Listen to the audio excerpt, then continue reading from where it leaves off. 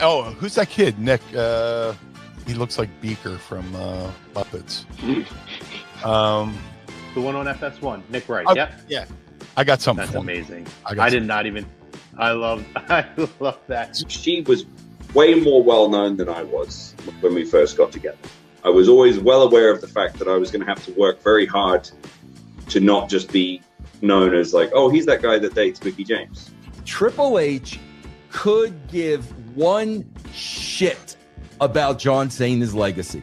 There's a part of Triple H that wants to have a legacy that's bigger than John Cena's. So trust me, bro, he's not going to do him any favors on the way out. If I get 5 women and they're all in the same room with me, we're going at it at 110%.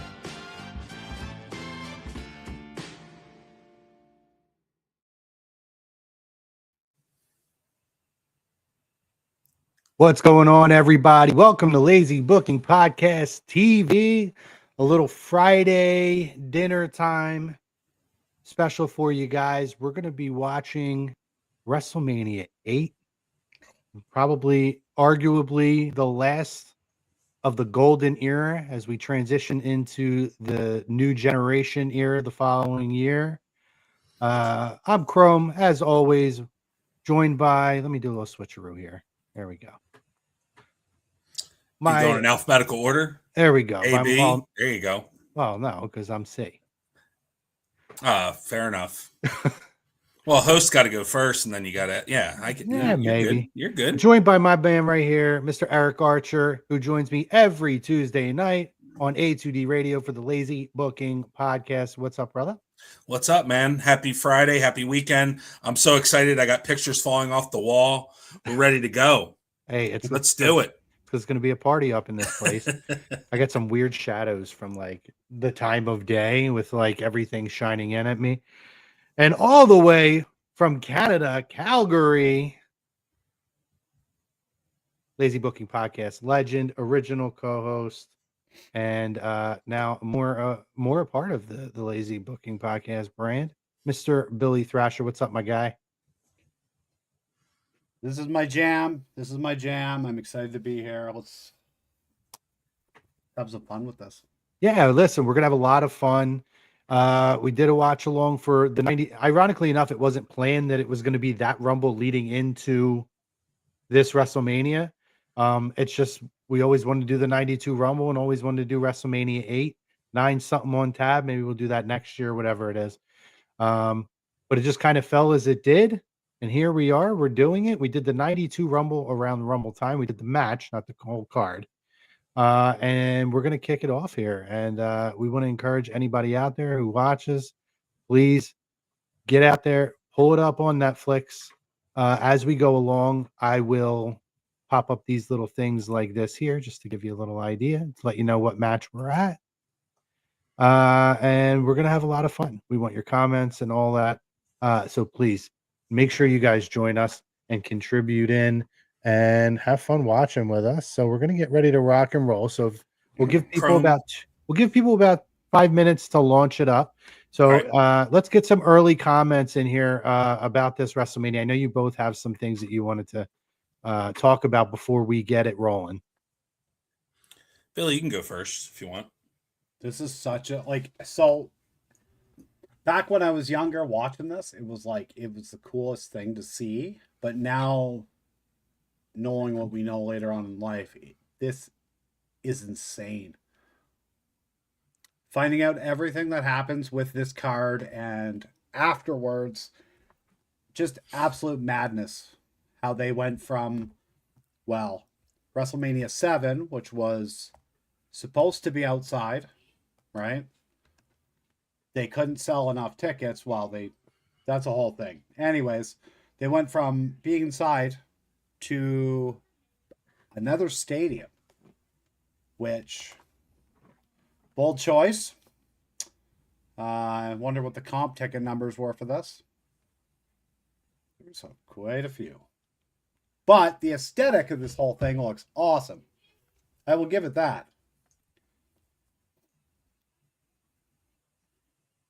Yeah, for sure. Listen, it looks massive, right? When you look Yeah. back and you look at things like the Pontiac Silverdome and for WrestleMania 3, how massive that building looks. You know, there's that iconic picture where it's like all the way up in like the corner and you just see a mass of people. I felt like aesthetically this had the same exact effect visually where it looked like a huge, huge event. Yeah. Eric? Yeah, I mean, domes were kind of starting to come along a little bit here and there. You had, the Metrodome in Minneapolis. You had the Silverdome. You had the Superdome in New Orleans. You had, I could be missing a couple, but get the idea. Yeah, there you go. So you're getting, those dome stadiums, and I think, like you said, it looks great aesthetically on TV, and I think that's what they wanted. And we Chrome noted the golden era being the end of the golden era. Basically because after this there is a crap ton of transition, and if you look at even a year later, I mean, half of these guys, 3/4 of these guys aren't even with the company anymore. There's a lot of moving and shaking going on. 1992 is a very historic year for many reasons. There's a lot of stuff going on. And I mean, this card itself, had a lot of changes we'll talk about, where the main events were definitely not planned. And there's a lot that can be said about those, and we'll have plenty of time to dive into that. But I'm extremely excited. This is one that, and I've said this before, where my wrestling fandom started a little late. I started around 10, 11 years old, and that was around 91, 92. Yeah. So this is one of the first pay-per-views that I watched in full. So for me, this has a lot of special nostalgia to it. And people will say this is one of like the more, it's not a popular WrestleMania to say the least. It's not one of the more popular ones, but it's one for me that's one of my favorites. So I'm excited. Yeah, listen, it's a lot of fun. I think it's an underrated WrestleMania. Yeah. A lot of Hall of Famers on this card. And some real classic matches when you talk about Macho Man Randy Savage and Ric Flair. When you talk about Bret Hart and Roddy Piper, fuck Bret Hart. A lot of good stuff on this card. So we're gonna have a really good time. And we're gonna fire it up. So let's start teeing up here, boys. Can I do the intro? Oh, you want to try to like voice the intro as we're watching it? Sure. Nothing will be good as the intro to number 6, but the galaxies. I mean, how can you not love that one? Damn, pal. I just love how every time he like says it, it gets more unhinged every time. Yes, because I mean, 6 was pretty crazy. 7, he tried to sell it because he knew it was kind of a flop. And this one's pretty nuts too, though. Yes. And then after that, he kind of tones it down a little bit. All right, boys. All right, so we're kicking off at the very beginning. So we're gonna let it run from the beginning. It's not a long WrestleMania, so. When are we starting? And 3, 2, 1, hit play. Here we go. The World Wrestling Federation proudly presents WrestleMania. The WWF champion, Ric Flair, defends the title against the number 1 challenger, the Macho Man Randy Savage. The maniacal Sid Justice goes one-on-one with the immortal Hulk Hogan in what proved to be Hulk Hogan's not farewell matchup. It's a double main event. It's WrestleMania. That was absolutely incredible. And Eric is spent now. That's it. That's all the talking. That's all he's got. Do you know what's funny? So he was saying it, and then it would come in my ear, and it was just like, oh man, this is spot on. Oh yeah, he does a great Vince McMahon. Like just the aesthetic in this place, man. So we're at right now, the intro we just saw, I love this. You have Heenan looking around. You see Monsoon and Heenan. What are you looking for? Heenan's looking for nudes. Looking for the big pinups of Miss. Oh, it's so good. It's so good. And we said the same thing about Rumble 92. It's like the color commentary just steals the show. It really does. Yeah. It really is such a... Is that it? Is that it? What a shot.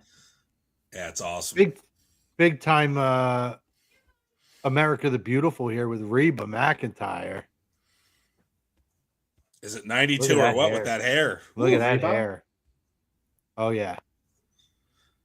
My mom was a huge Reba fan. I think she went to a couple of her concerts and stuff in the 90s. She was pretty big in the 90s. I'd be lying if I said that me and Christina don't watch Happy's Place. So we watch Reba every Friday night. Speaking of the devil, not devil, angel. I'm confident Eric will not have a voice tomorrow after that intro. You are correct. Yeah. I won't have a voice. Same thing happened at Royal Rumble. Yep, last time was we a did couple the Rumble days. one. So we got Reba singing the national anthem. And again, what makes this a special WrestleMania for me? A number of reasons as Reba's singing here. I say it all the time, Monsoon and Gorilla's last WrestleMania together. And you get all of it in here. You get the classic one-liners, the jabs all back and forth. The other aspect of this, for personal reasons here, right? We talk about this all the time. Pending or incoming WWE 2026 Hall of Fame inductee, Psycho Sid Vicious, Sid Justice in the main event here. He was our first big guest on this show a number of years ago. And obviously, rest in peace, Sid is not here anymore. So I know we talked to him about this. So it's kind of cool, again, to go back and watch this. Here we go. It's your part.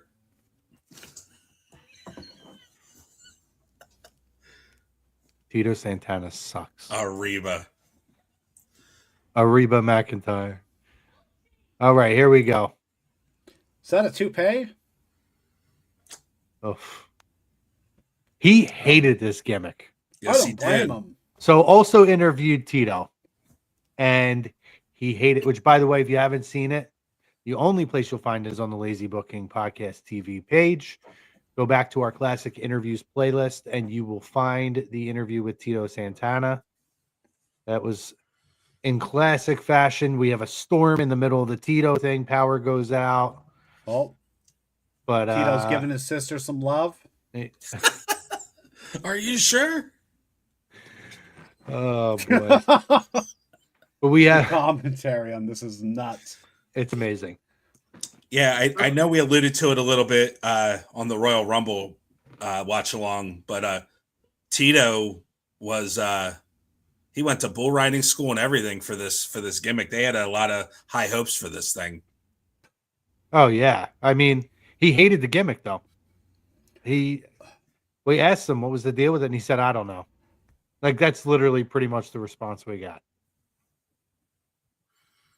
But I guess in true professional form, and I'll give him that, he's a professional.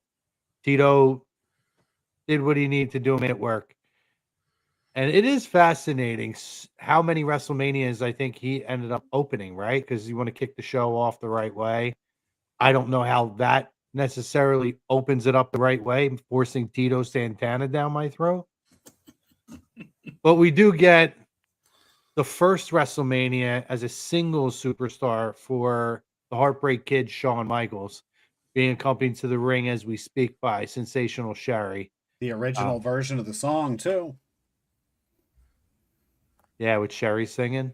That must have taken a bunch of takes to get the final version. Yeah, and I believe correct me if I'm wrong, but I believe the original plan was to do the Shawn Marty match at WrestleMania, but extenuating circumstances cause that not to happen. Somebody decided to get put on house arrest. Yeah. Do you know what's crazy about that whole thing? That never got a payoff, ever. They had the Royal Rumble 93, and then Didn't they have a match? Am I wrong? A match on Raw as well for the Intercontinental title? yeah, Marty wound up winning, and then he lost, and then like a week or two later, they switched it back. Yep, And that was it. That was pretty much it then. Yep. Yeah. Yeah, that was one of the, for as iconic as it was when we talk about like heel turns, right? There was literally a company that now is Pro Wrestling Tees, but prior to Pro Wrestling Tees, it was Barbershop Window. An entire company was named after that moment. And, you know, we talk so much about the John Cena heel turn. We talk about Austin turning heel at WrestleMania 17. And I'm not going to say it was a complete failure, but man, I would make an argument that you could put that heel turn in terms of the payoff up there with the lackluster finishes to what was ultimately one of the most iconic, if not the most, maybe, I guess Hogan NWO. It's a top 3 or 4 heel turn of all time, I feel like. Oh, definitely. And just execution of it as well. It was just, it's so art, the art of it. It's kind of just the beginning of the end of the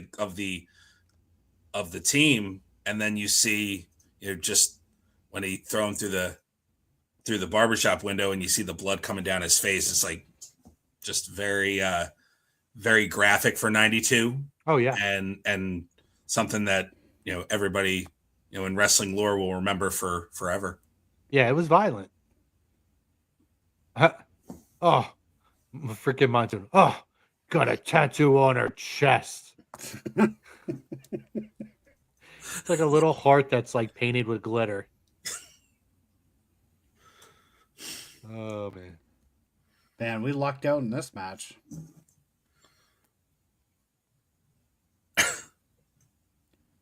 So we got, all right, here we go. Here's Chico. Oh, The Pace Picante.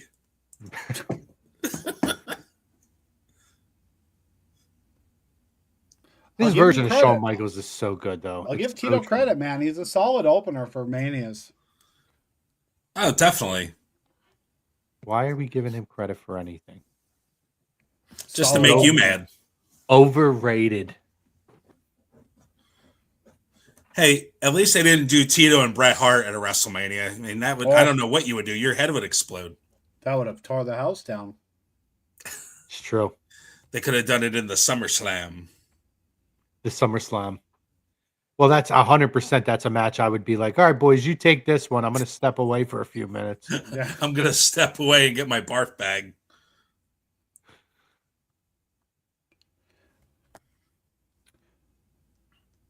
Imagine learning a Shawn gimmick always and threw great jabs, by the way. Yeah. Yes. I think this is my favorite outfit he ever wore. It's up there. The original Shawn Michaels gear is so good.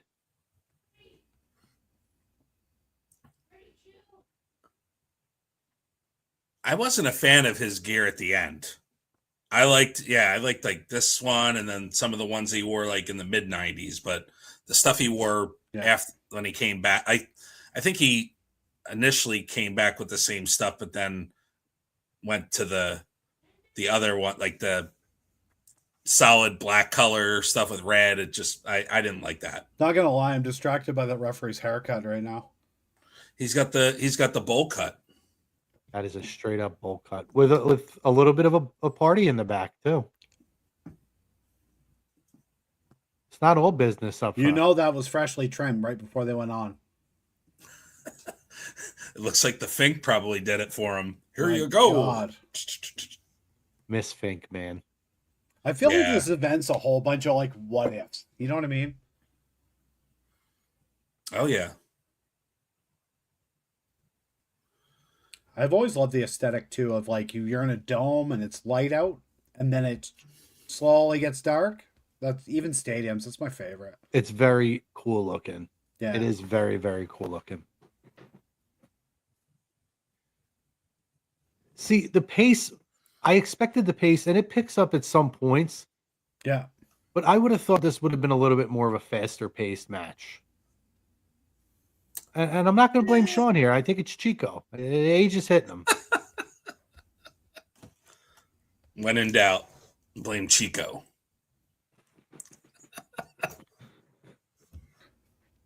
I mean, you had to change his gimmick because he would have been going on like what, 4 years of Strike Force without a partner.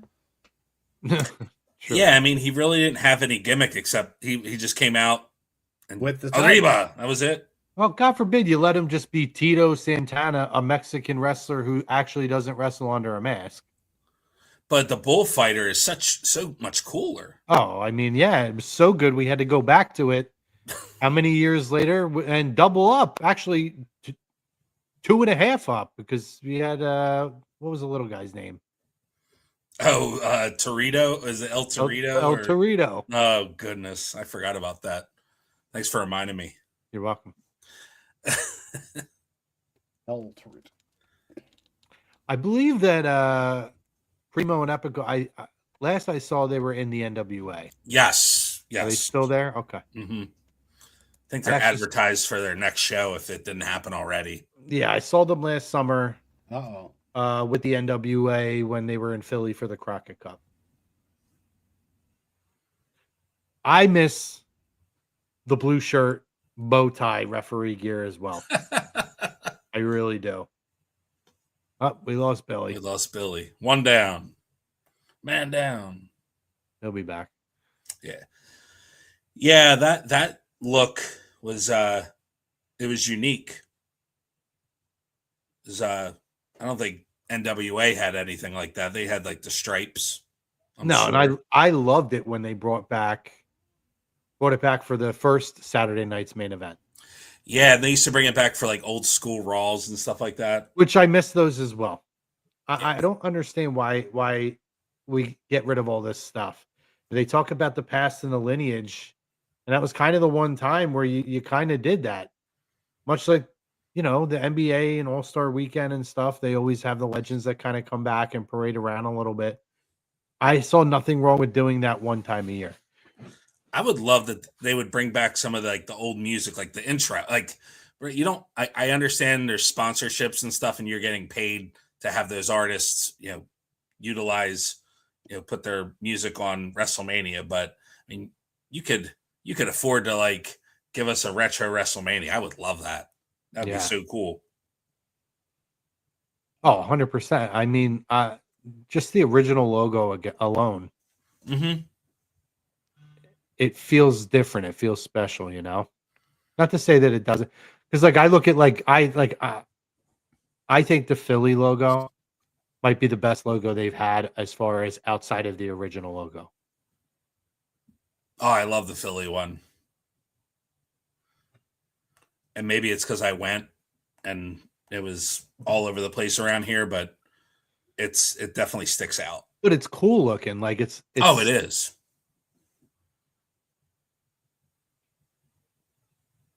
While we have Chico sitting there in a headlock where he should be, I have a question for you guys. Yeah. Does anybody think it's weird that they have 2 different sets of when they pop up the match card for WrestleMania 42? Obviously this year, I don't know. Obviously, if you're watching now, you do, but you might watch this video 3 years from now, and then WrestleMania upcoming 42. How they have 2 different sets when they pop up the graphic for the matches. Why? And neither of them feel like Vegas. No, not at all. So I don't know. Get it. Are you talking about the ones that Test showed off? No, I'm talking about the this year, when they're Cody Rhodes and Randy Orton. Yeah. Yeah. So he went on ESPN and showed off 2 different Test. cards. I thought you said Test. Oh yeah, no, he's dead. Yeah. Yeah, we know. So he showed off 2 different cards, and I guess one was orange, I guess probably to represent the desert. And the other one was a more Vegas feel. Well, I guess it's didn't all get that. about. I don't get that from either. Oh, I'll be honest. I haven't actually seen them. So, But- like, I could maybe see the desert thing, but then they bring up a marquee with the names. So, are we Oh. desert or are we? What are we? Be right back, guys. Yeah. The I whole gotta, thing. I gotta is plug in just- my laptop. The whole thing is crazy. I mean, well, there goes Tito. He's aggressive. But like, I don't know. It's really weird. I think it's a case of they announced it early just in case some people wanted to go for one night. Yeah, I don't know. Yeah, I don't like either one of them, to be honest. So one thing I've always hated about the 2-night, it's like, how do you decide? Because they don't announce it early, right? I think now they're starting to. Well, you listen. You roll the dice or you go both nights. So that was Shawn Michaels always took the best atomic drops, by the way. Oh, he sells like The knee lift, which launches him into the turnbuckle. man. He's such Paso a de good seller. Marte. So we got Shawn outside, Sherry in her prom dress. I always love when they had the ring on the platform. That was cool back in the day when they would 3 do did that. it, 6 did it, 8 did it here. Oh, there we go. Oh, that was awkward. Well, I think it was supposed to be. Oh, that was strange. Good to see Chico go down the way he should. Eric came back in time. Right on time.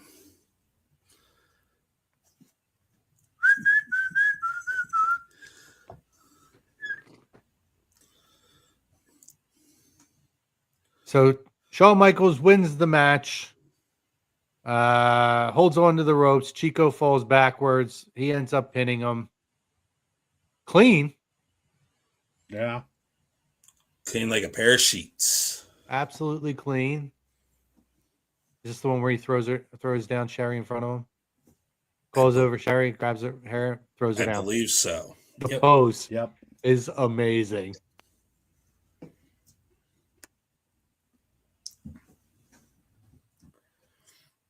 Look at that hair. But as needed, as necessary, as right in the world, the Heartbreak Kid, Shawn Michaels, pins that overrated chump Tito Santana for a dub. Bobby was right. Star of the 90s, Monsoon. Star of the 90s. Boy, was he right. He sure was. Uh-oh.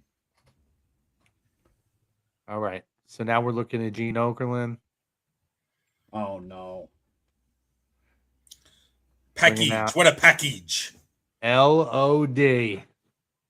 I forgot LOD did a segment. LOD, what a package.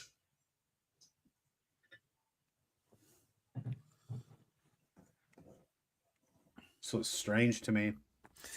It's sad to see, to know what was going on with the Road Warriors at that time. Obviously, it wasn't too much longer after this, right? You get the SummerSlam at Wembley, and they have to call a match quick because Hawk's intoxicated or under the influence in the ring. This appearance was because Hawk just came back from the suspension. Yeah, and they bring back Paul Ellering to keep an eye on Hawk and see how well that turned out.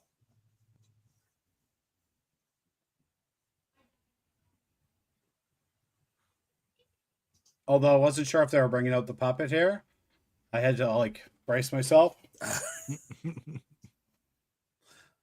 Rocco.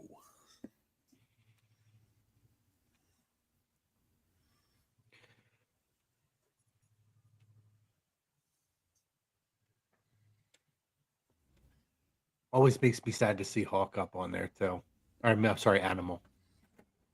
We were supposed to have Animal on this show, and then he passed away less than a week after we were talking to him about scheduling. It's sad when you watch these older shows. after years and years and years, you continue to watch, and more and more people are no longer with us. It's like the only one that's still with us is Paul Ellering, which is very sad. Yeah, I mean, you look at the commentary team as well. Yeah, we talked about that with the Royal Rumble '92. Like, there's like a third of the Rumble match, they're no longer with us, which is yeah. I mean, look at it right now, right? So from the opening to now, the only people that are left are Tito, Shawn, Sherry's not here no more, and Paul Ellering. Tito, Shawn, and Paul Ellering. Yeah. What? Tito's alive? He's here. He's dead to you, probably. I wouldn't say that. Doesn't mean I can't remind him and put who he really is. You know. You don't wish harm and suffering on the man, but you just don't. He's not your cup of tea. That's such a nice way to put it, Eric. Thank you. You got it. You're LOD promos are the best. Well,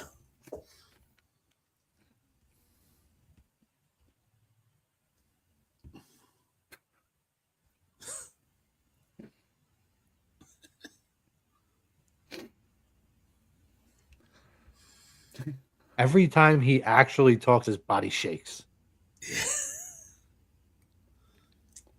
Did he talk to the Warrior before he came out here? I just feel like it's expensing a lot of energy just to talk. Well, he's not having a match that night, so it's like, might as well just put it all in this promo. Well, it's true.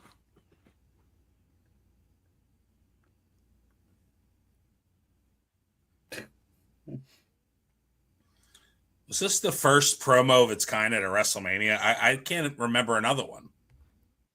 Like with a talent, like out in the crowd area? I think so. For a rest, yeah. I mean, just like, this is something you see on Challenge or Superstars every week, but then just feels real, like Billy said, just out of place.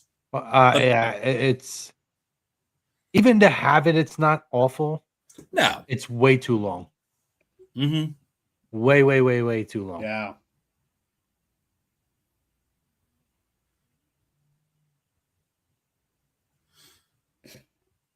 It's probably too the crowd, the fans, expecting to see LOD and probably bought tickets.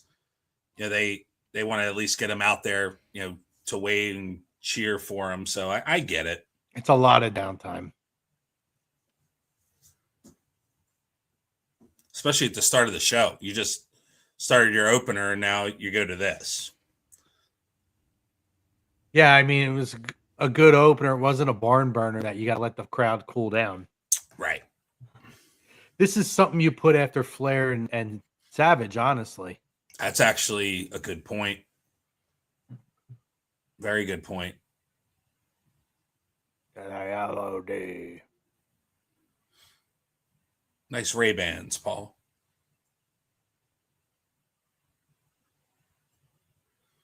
The Beverly Brothers, baby. Wow. Well, I think their son, the one son is still with WWE, right? Oh, no, he's gone.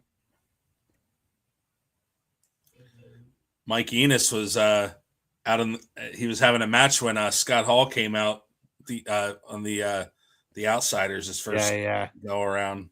That's how I remember him. Honestly, I forget half the time that's Mike Enos. Yeah. With Colonel Parker. Oh boy. Here we go. Oh, I missed those generic locker room sets were so great.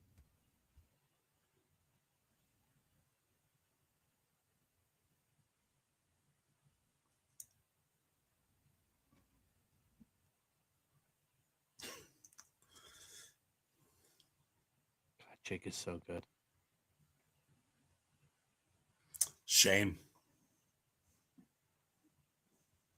I guess this was Sean Mooney's last WrestleMania too, right? I believe so. Yeah.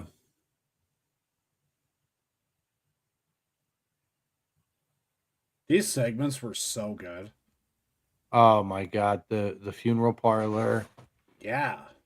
Was tremendous. The Heartbreak Hotel was tremendous.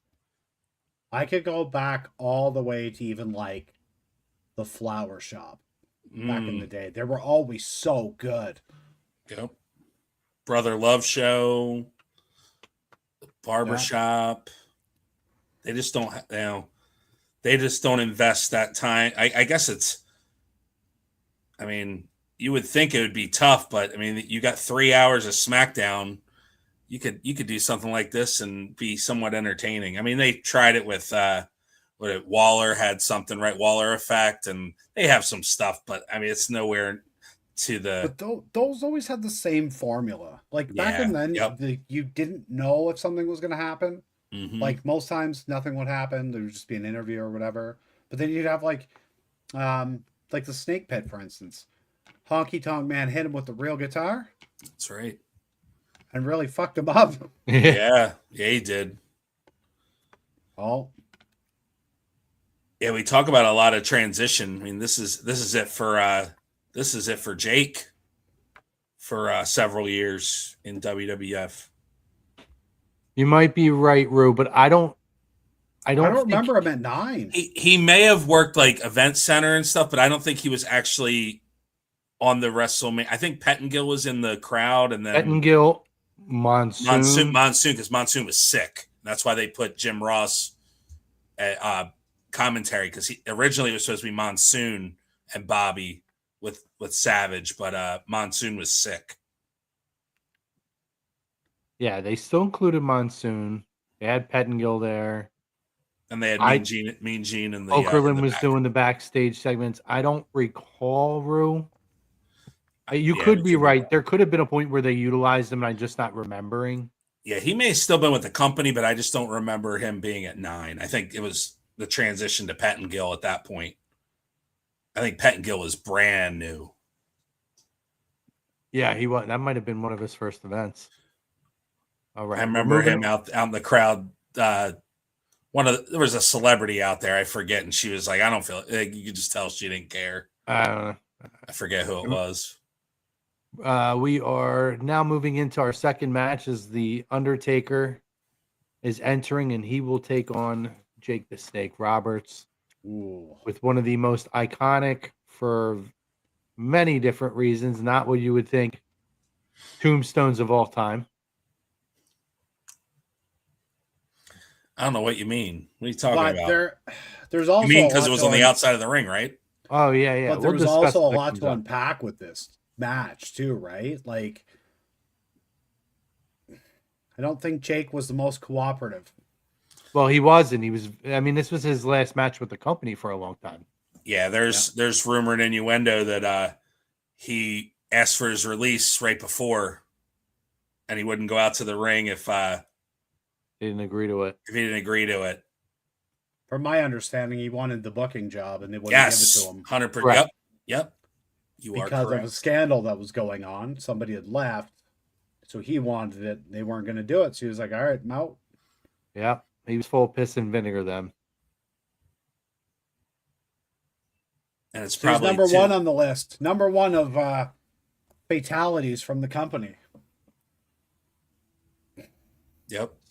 So when I look at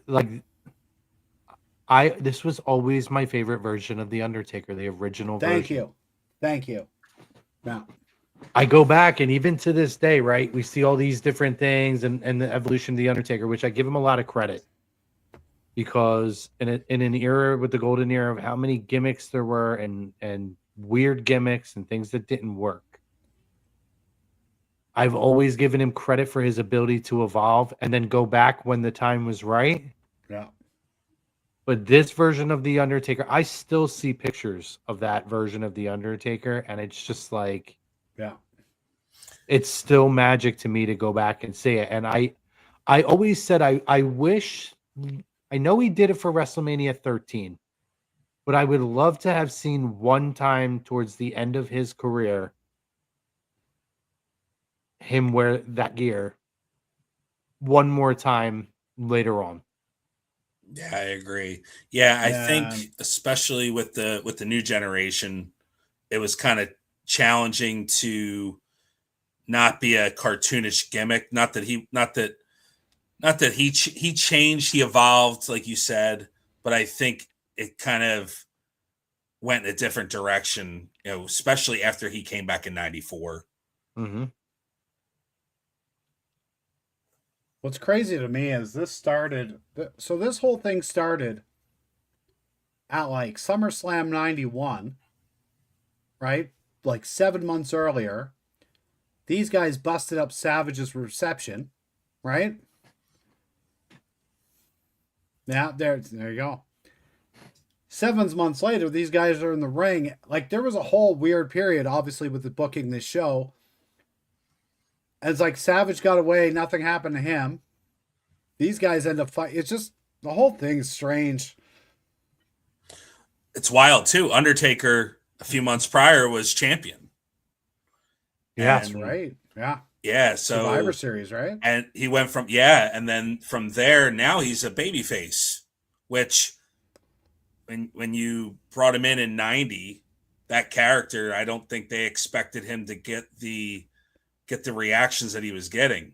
And I mean, we saw how well that went for a majority of his career. So definitely a good call there to identify that, as dark and mysterious as his character was, there were people that were just enamored by him and grew to respect him. And it's pretty cool to see.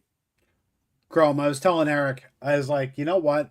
All week, the booking up to this show has been ruining my life. I've been trying to piece it together, and I can't. What do you mean? All the changes and everything like that, I don't remember. We'll get to it, but like between the SummerSlam to the WrestleMania, yeah, I just have no idea. Like, they just made those changes, and I don't think there was anything ever on TV where they're like, okay, well, what, they just did it.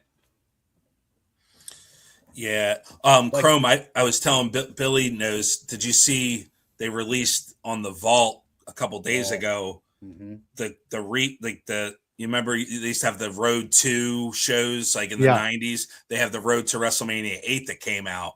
So they did all the promos, and then they had a couple matches. They had Shawn Michaels versus Piper, which was pretty cool.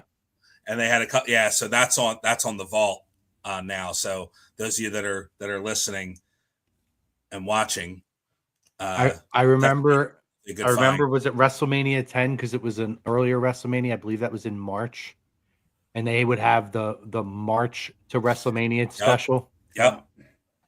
And then especially if the pay-per-view was on a Monday night so USA Network would just carry that as that was their time slot for prime time or Raw. They would just show that. Mm-hmm. Oh, there we go. Jake reverses the tombstone, hops over his shoulder, turns around, hits him with the DT.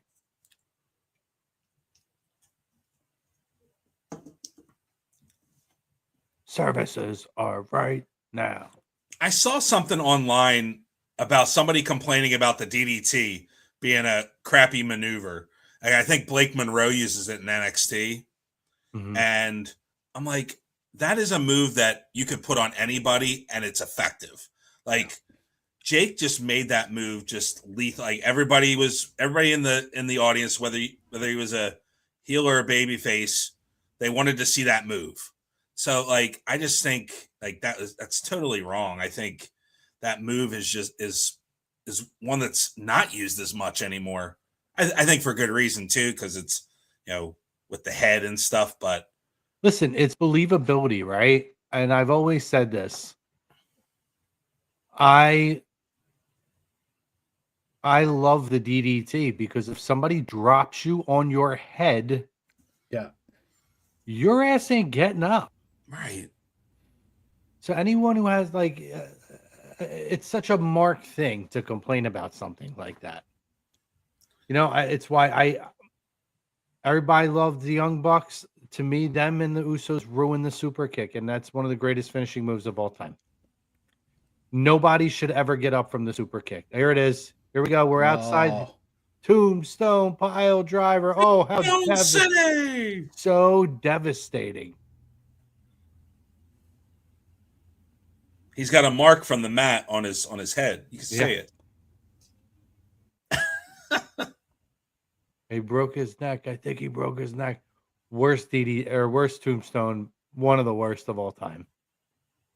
His head was. There's some pretty rough ones in '90 though when he first came in. I don't know if you've ever seen that compilation. Well, some of them it looks like he legit dropped them on their damn heads. Coco beware. But I'm saying for this one, like we're like this far off the mat. He was halfway up his thighs. Oh, my favorite though is the Hogan one. He broke my neck, brother. Broke my neck, brother. And he's like, I didn't even. He was 6 inches off the ground. I know it's pretty crazy to see. Like this is his second WrestleMania, and looking back then, it's like wow, like how many in a row he would win. Crazy. They always found Ivan with the camera. Yeah. Oh yeah. Did you guys watch that documentary about him? Yeah. Yeah. Cool. Yeah. I've seen it. It was so. Good. This promo is. All I gotta say is I love your family. I love your family. Yeah. Yeah. Backstage segment between Piper and Bret Hart.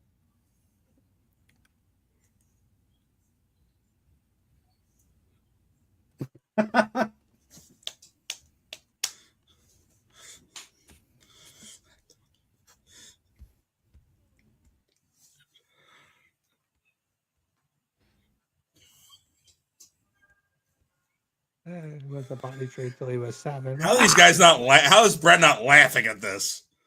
I think he's trying to keep it together. Doesn't matter. He had a smirk at one point and then had to quickly.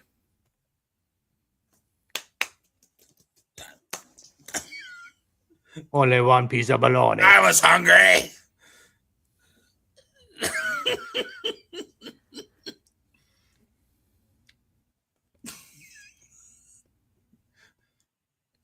So if I'm not mistaken, Piper got this title from the Mountie, right? Correct. Yes. So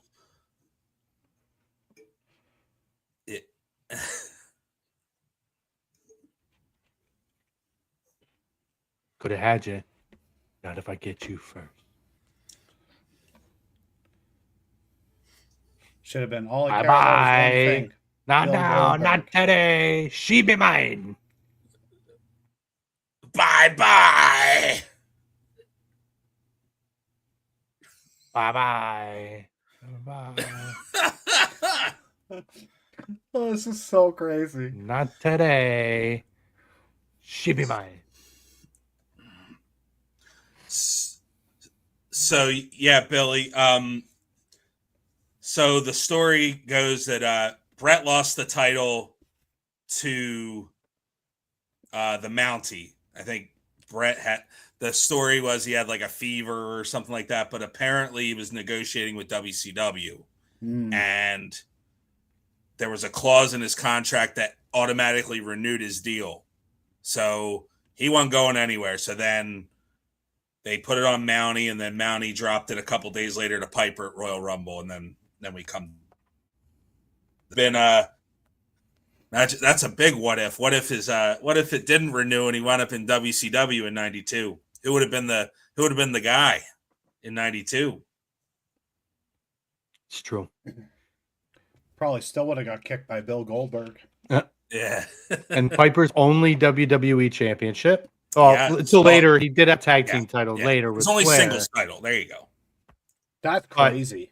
Yeah. Yeah, he's one of those guys. I don't think he cared if he ever held the title, really. Well, you figure he feuded with the champion Hogan from 84, 85 to until he left for Hollywood. Yeah. I mean, and they went round the horn and back again. Many a time. They probably had. I mean, Piper probably didn't even lose to him either. It was probably all schmazes and stuff. Mm-hmm. He was very protective of his win-loss record. Oh, there's the bowl cut again.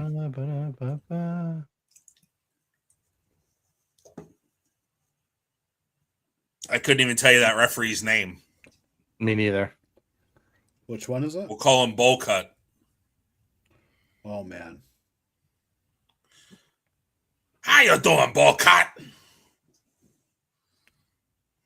This is a pretty great match. I Yes. will give this one credit. I'll be right back. Okay. Ooh. I would have been okay if Piper had, by some bullshit, taken it from Hogan in like 85, 86 or something. Oh, yeah. But then, like, flip it right back to Hogan. You know what I mean? Like, because they were still building. Oh, yeah, definitely. You could have had that main event a WrestleMania, a singles match, and that's one that probably could have gotten away instead of WrestleMania. Instead of having Bundy, you could have had him and Piper. Oh man! But we got what we got. I would even have done like I think that maybe they should have done Orndorff.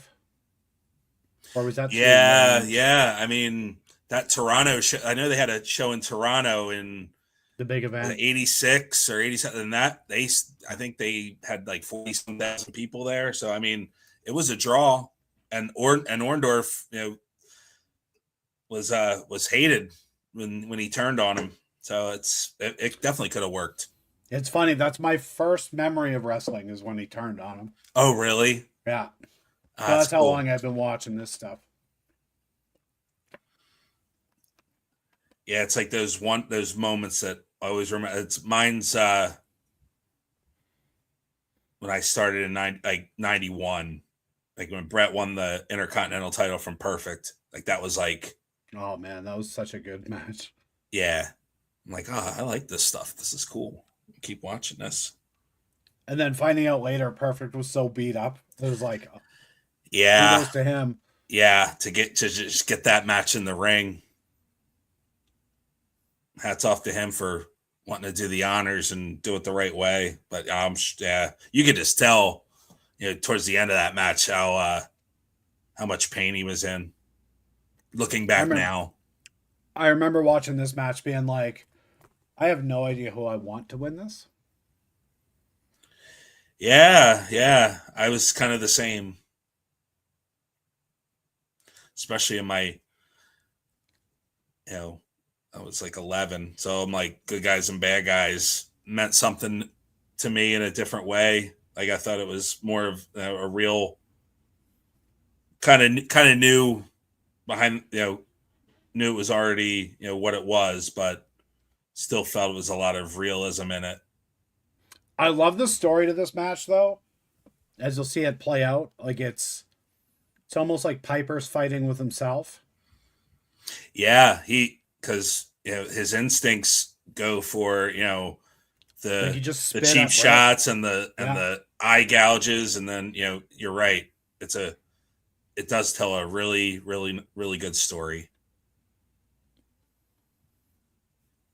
And this was kind of we talked about SummerSlam '91, but this was another test for Brett to show that he could hang with some of the big names. So this is another one that early on in his singles run that often gets forgotten about. Oh yeah.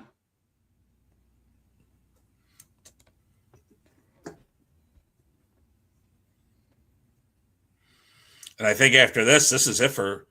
They talked about Jake. I think this is it for Hot Rod as well for a little while. I think you're right. Like there's a whole list. Yeah, this like we talked about transition phase in 92. After this WrestleMania, it kind of, if you look even to SummerSlam and Survivor Series, there's like how many left and how many came in. It's pretty astonishing.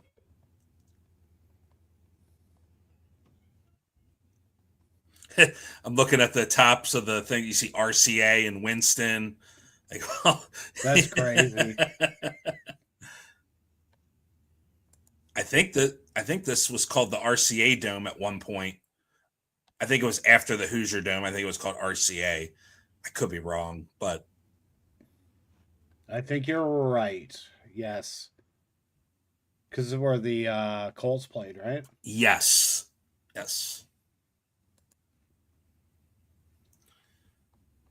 Yep, see, there you go. Yep. Oh, playing possum. That bull doesn't move an inch. Oh, here we go. Come on. The wrestler, come on. What are you doing?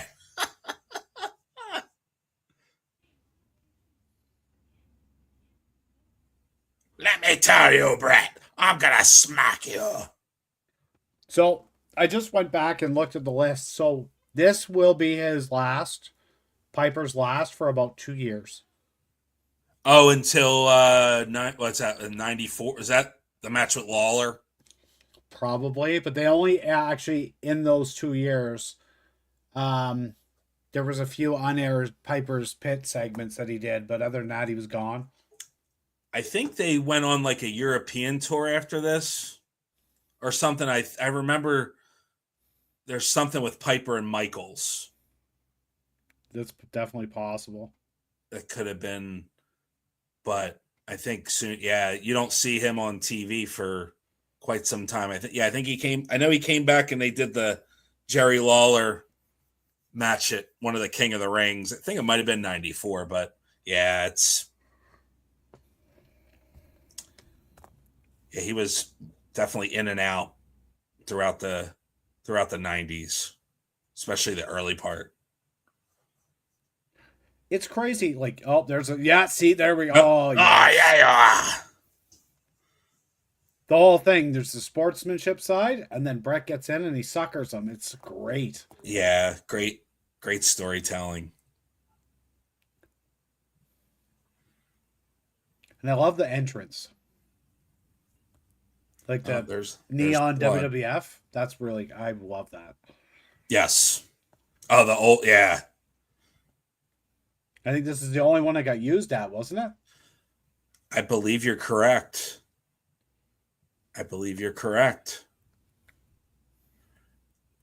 That's crazy. I think there's a something here where we talk about in 92. Oh, what a one thing that we didn't see a lot of is blood. I believe that was not approved. I think there's a story that apparently there was very many angry backstage, including Vince, about this this blood.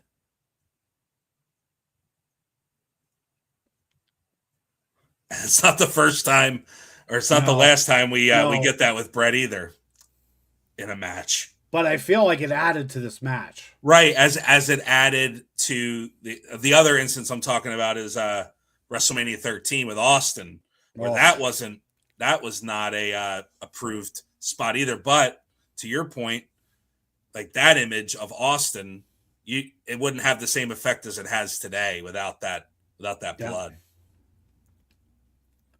Because the first tape and or DVD they put out, I'll say tape because it was VHS at the time, of Austin, that was literally the cover. Oh yeah, that's right. Yep. It's kind of one of those ask for forgiveness instead of ask for permission, because they would be like, no, don't do that.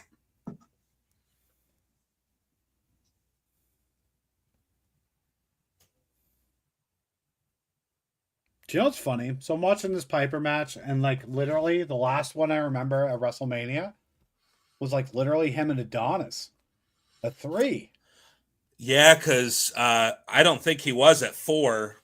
No.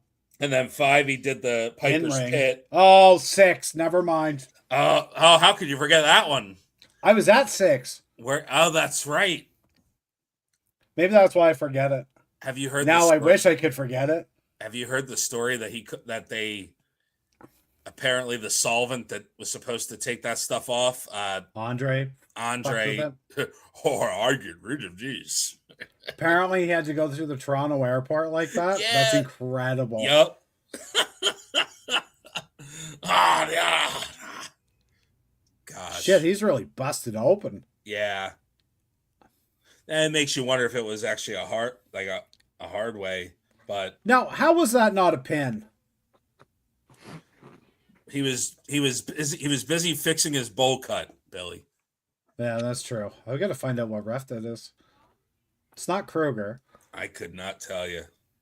So, boys, I had to step away because I had to get something. You'll love this. So, for a while, I didn't get them all. I still got to get more. I started going back and seeking out and recollecting the old WWF magazines. Ooh, what do we got? Ooh. Hold on. I got to check and see what this one is.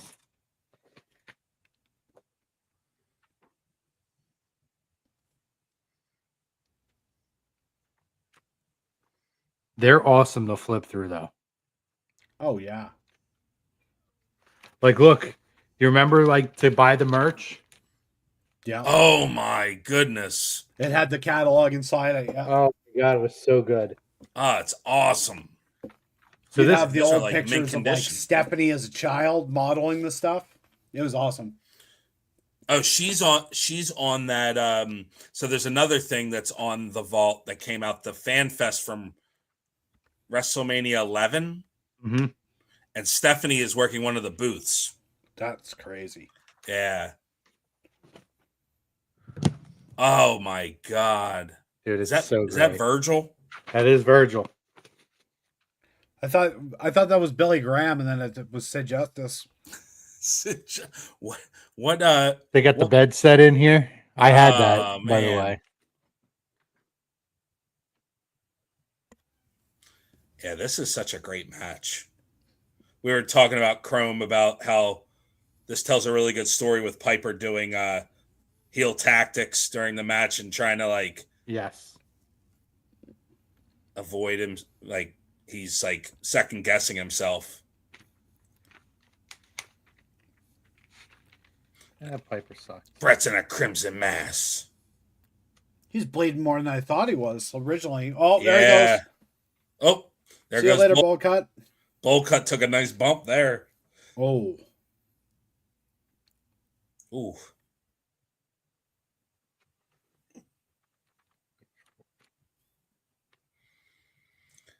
This is another thing that was very rare. The face versus face matches. You Yeah. didn't get a lot of that in this era.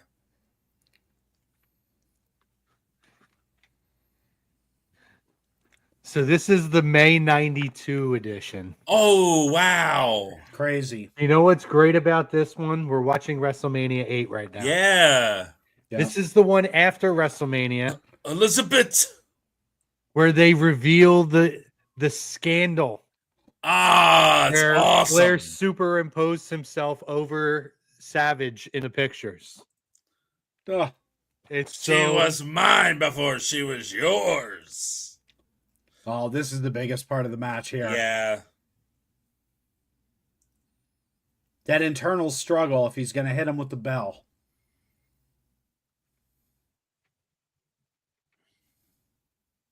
So this exposes the Flair scandal of superimposing himself over Savage in all these pictures. Mm. Bobby Heenan must be very upset. He was looking for them nudes. So I have a lot of the nudes. other magazines that aren't WrestleMania, but I brought down some of the ones that are WrestleMania related. So you'll love this one. Oh, here we go. Piper's got the sleeper. All of a sudden, the Oh, here ball we go. guy's up. And that, yeah, Let him go. Bull guy's hair What still a finish. That finish was unreal. So good. Yes. And they used that again with Austin. There you go, boys. WrestleMania 3. I wish I had all mine. I know, me too. I had that old white one that had Andre on it, the big head of his. Oh, yeah, yeah, I yeah. know. So I actually have the one for WrestleMania 8 right here. Amazing. Oh, nice. Is that June? This would be June 92. I have WrestleMania 10. Billy, this one will be near and dear to your heart, buddy. Oh boy. WrestleMania 6. I had that one. Yep. Oh man. And then this was a special edition magazine that they came out Yeah, with. I had this one. The history I of saw it. WrestleManias 1 Yep. through 5. Yep. Oh, a that's great so magazine. cool. And it's got like trivia in here. Oh no, that's the results.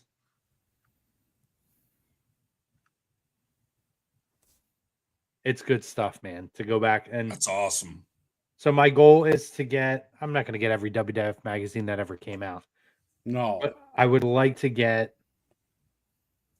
Oh, look at these! Here we go, boys. Oh yeah, the original. Yeah.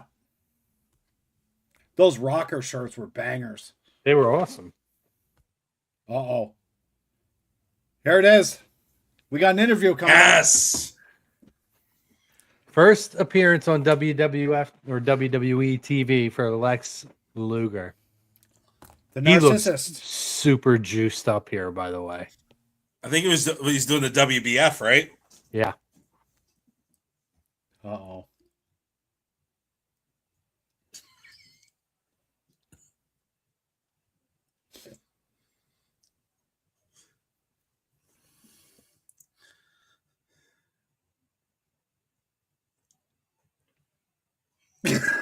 Fat guy sitting next to you. What? But he leaped out of his seat. Oh my What? God.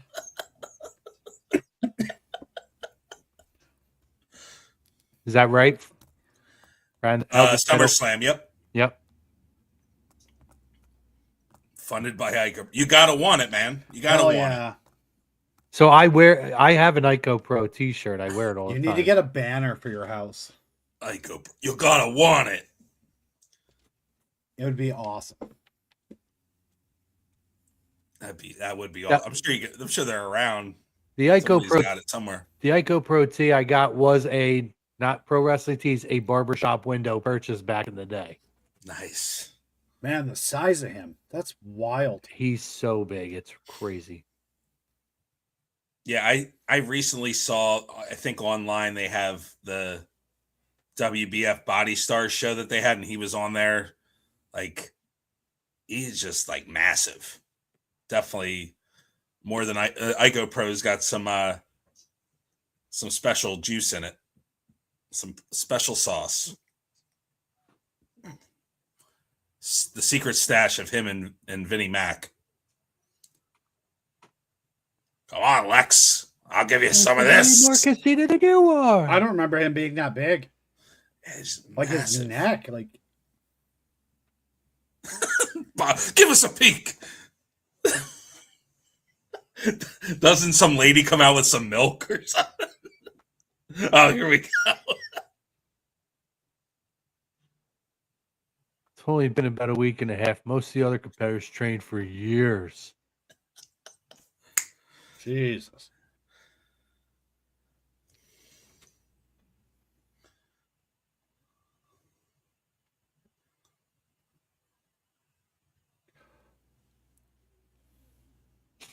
He knows Wait, all so the that's his parts first anyway. that's his first appearance, but he doesn't actually debut until the Rumble, right? Correct. Next year. Yeah, because I think he was still on a wrestling. I think he was still under contract with WCW. So this is there. kind of like the The way to get workaround. him on TV. That's the I'm Ico not- Pro milkshake right there. Yeah. They had to give him time to wean himself off that stuff. Hey, pal, get off the juice. Now you got to compete. Bobby. Oh, Jesus. Steam room. I've never noticed that before in my I life. never did either. I've never noticed that before. It's a steam room. Oh my God, this is incredible.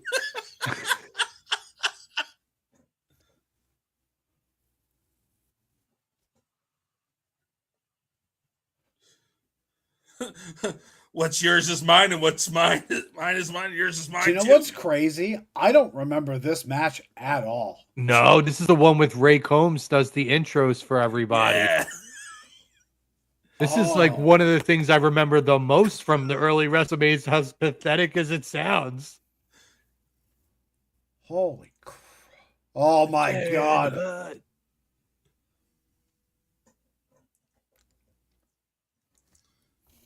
Imagine going a year from having the title to this. So Virgil got injured from Sid Justice, I believe. I believe you're correct.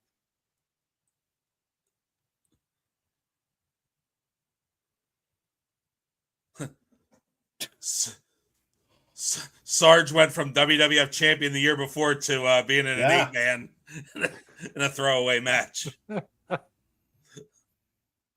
Virgil's promo should have just been like, hey, give me $20. Who is going to protect your nose? Oh. Look how here we go. huge that looks. This is great. I'm just going to sit back and react to this. Oh, R.I.P. Ray Combs.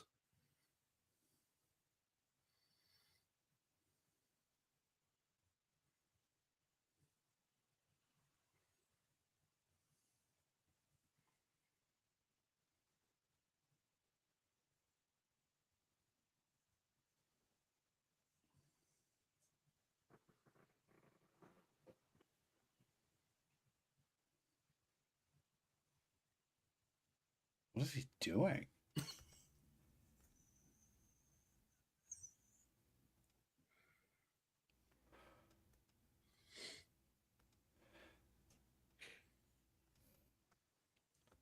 The Nasty Boys, everybody. The Nasty Boys.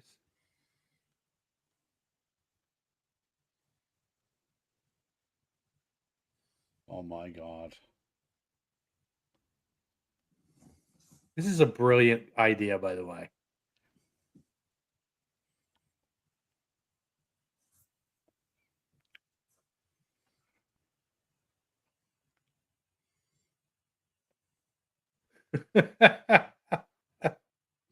What's with his hair like the Mountie?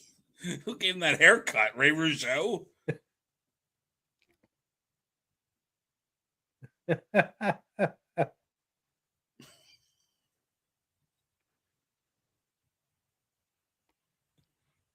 This is wild.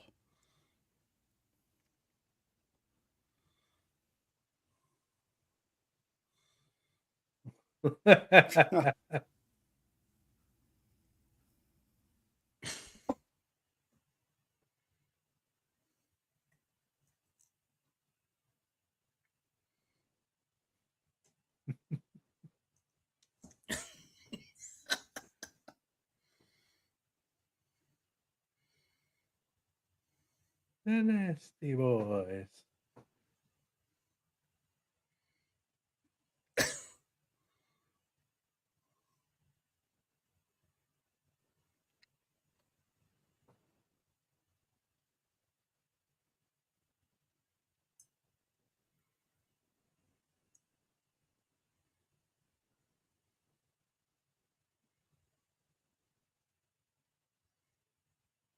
Oh. Roll right out.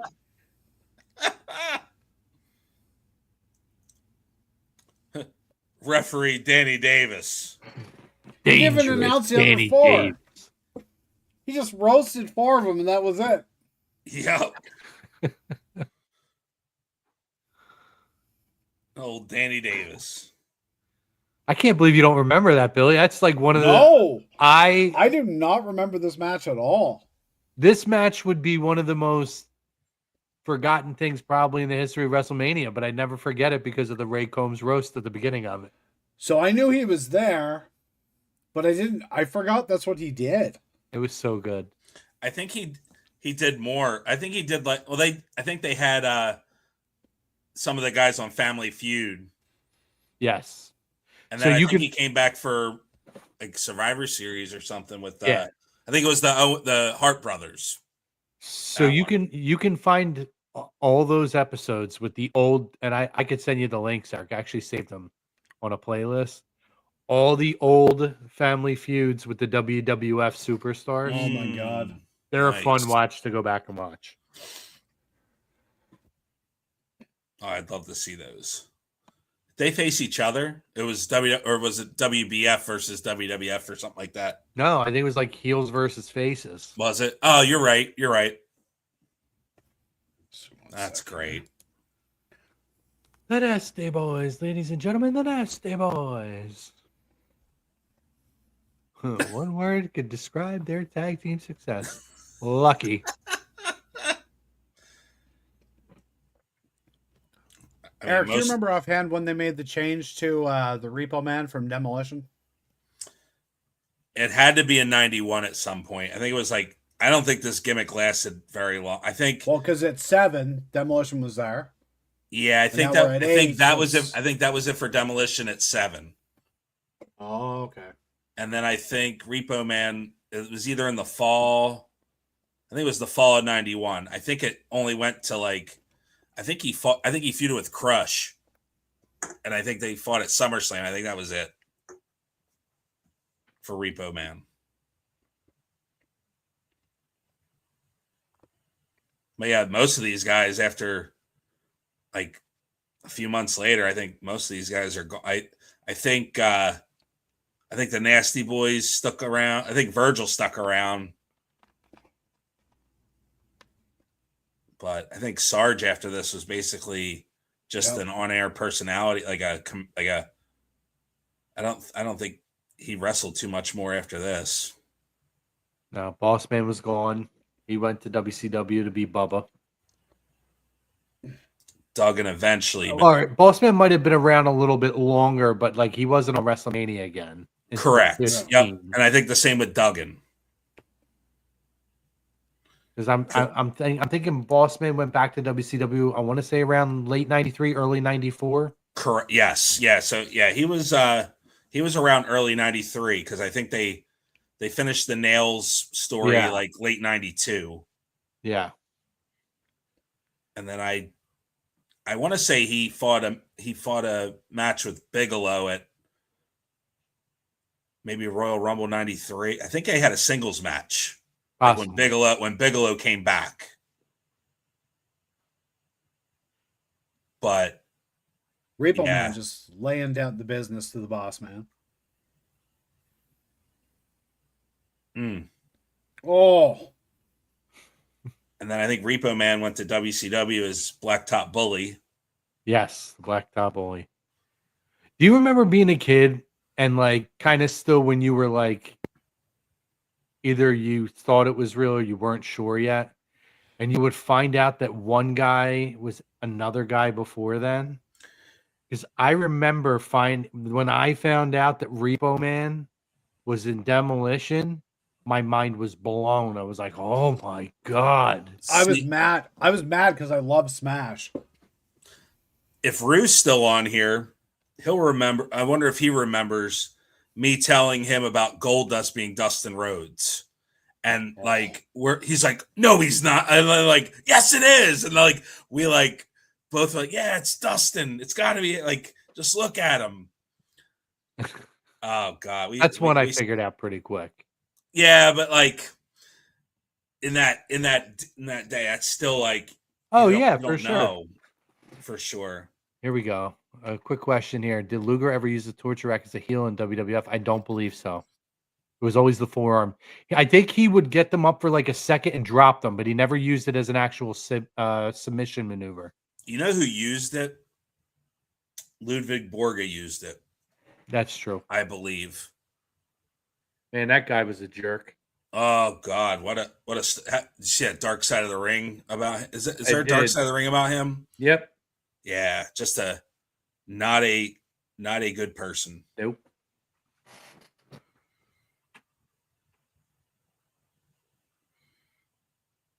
We'll have if Rue isn't on here and he doesn't respond, we'll have to ask him about that this week. Did you talk to him? Yeah, he's going to join us. Perfect. We spent many of afternoon on the phone after school. Oh my goodness. I think every day for like a number of years.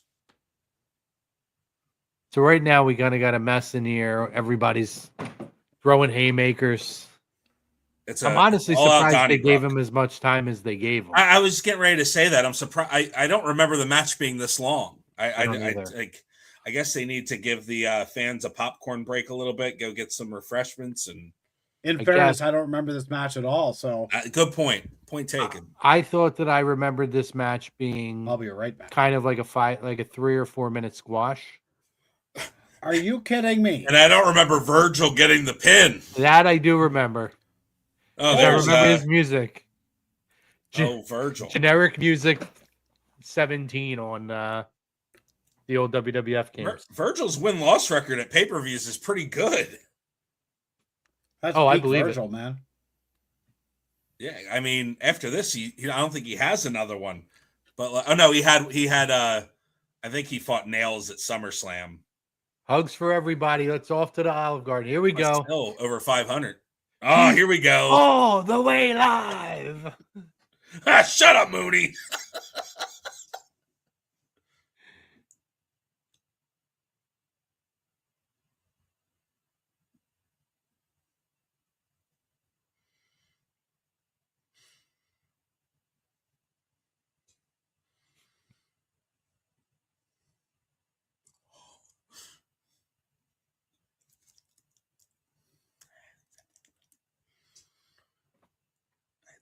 It's big city.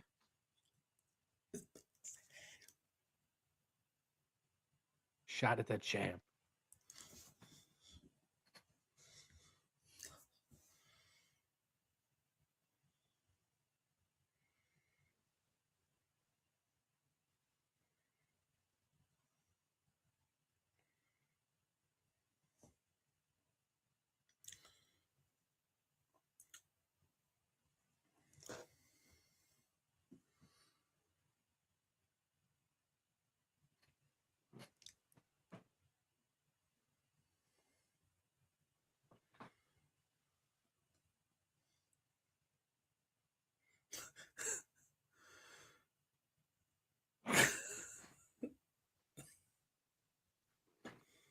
Oh. Mountain. Can I come too, Chrome? Can I come along with you too, champ? Oh, yeah. Savage. Macho Man Randy Savage. Randy Savage.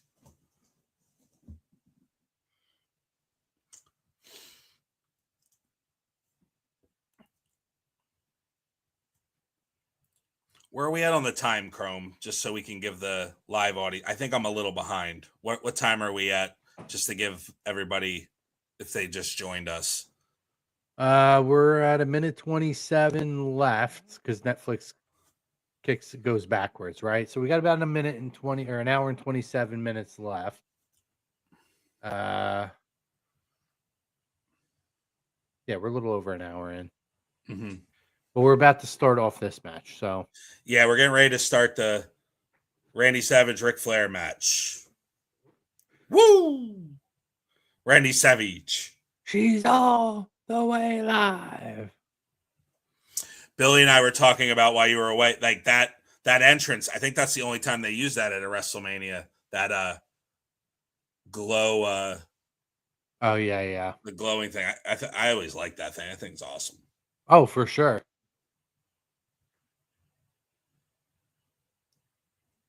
Yeah, because obviously they were still using it as an entrance, I believe, in '93, but because it was Caesar's Palace, they did a regular entrance. Oh, yeah. I think they used that thing up until like 94, 95. Yeah. Maybe even early 96. Like they used that for a long time.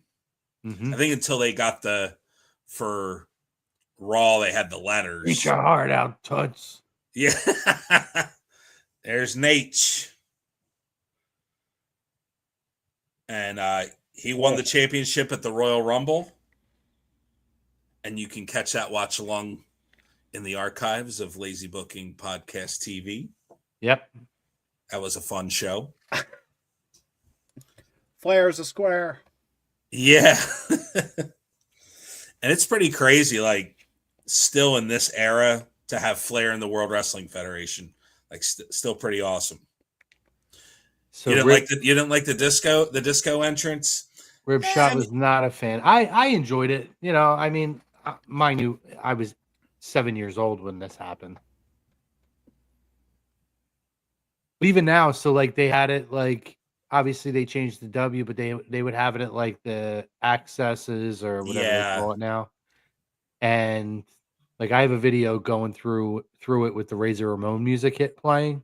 Mm. And it's just it even in person, it looks tremendous. Yeah. I think it's just eye-popping, and it's very nostalgic. Yes. That's why I think just as a kid, it's just like reminds me of like just childhood watching WWF as a kid. Oh, Savage is big mad. Oh yeah. Savage is big mad. Oh, it's a nice shot there. I like they're running with them to the ring. That's a great shot.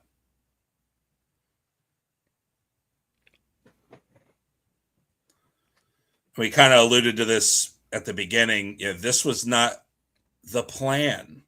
The plan was Hogan and Flair. Yep. As that had been the dream match with Flair coming over from NWA WCW and Hogan being the champion in the WWF. It was that was the match that was definitely circled in permanent marker, and then they had to rip it up. And we got this, which I'm glad we got this because this is a very underrated match. I really enjoy this one. And this, I mean, essentially the way things went, this probably should have ended the show. But of course, Hogan must pose. Yeah, I mean, listen, I actually don't think this match is super underrated.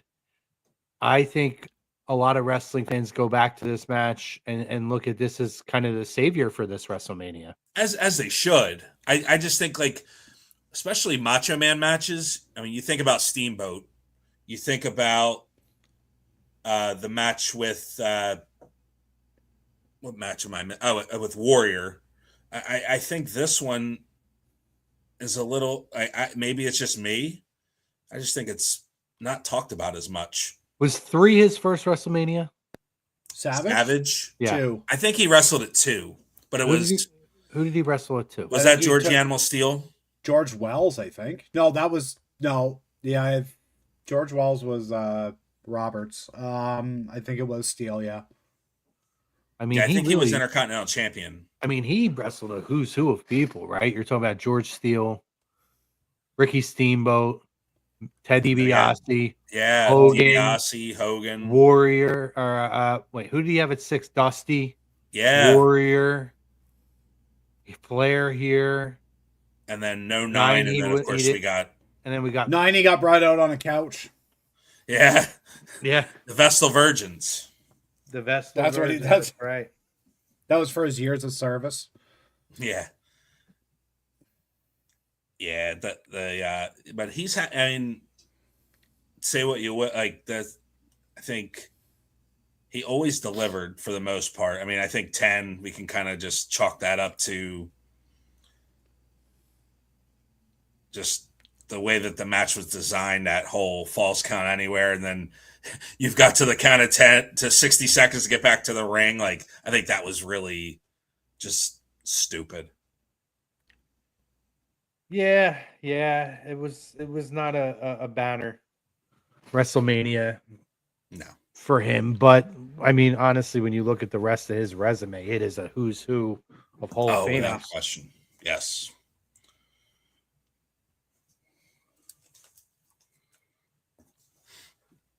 So I guess with Demolition going in, Crush is not included in that, right? No.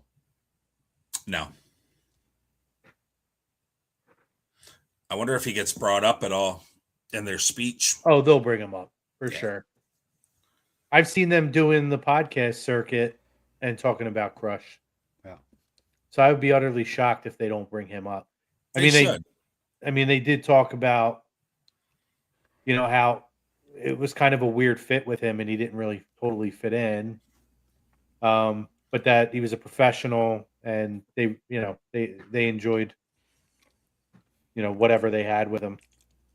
I think the story behind that is Bill Eadie had like a shellfish accident or something. Like he had like a major like allergic reaction that messed his heart up. Yeah. It's crazy. So you brought in Crush, and then you killed that. You got the Repo Man, and he decided to feud with Crush. Right. Yep. Yeah. Yep. He didn't want those pictures. I want to see it on the big screen. Get ready, Mr. Perfect. Look how shiny that coat is of Mr. Perfect. Just like, wow. I think he wore that one for many times after that too. But yeah, it's wild that Flair was only here for like a year. A little over, right? He got a lot done. No, a little over a year. It was like a year and change. It was July 91 to January 93. About a year and a half. Yeah. I think because he was complaining about he had vertigo and the travel and stuff, and did so much in that year and a half though. Exactly. That's kind of part of what I'm alluding to, where he got a lot done. And it wasn't just like, all right, I'm here, and didn't make it eventful. He definitely did. No, they definitely maximized Ric Flair while he was there. The only thing, and it's the biggest thing though, is not having the Hogan Flair match. Yeah. Yeah. However, I mean, they did that everything else so right. If you go on WWE Vault, there is a match with him and Hogan at MSG in the Vault. Yes. Yeah, which I believe was before this.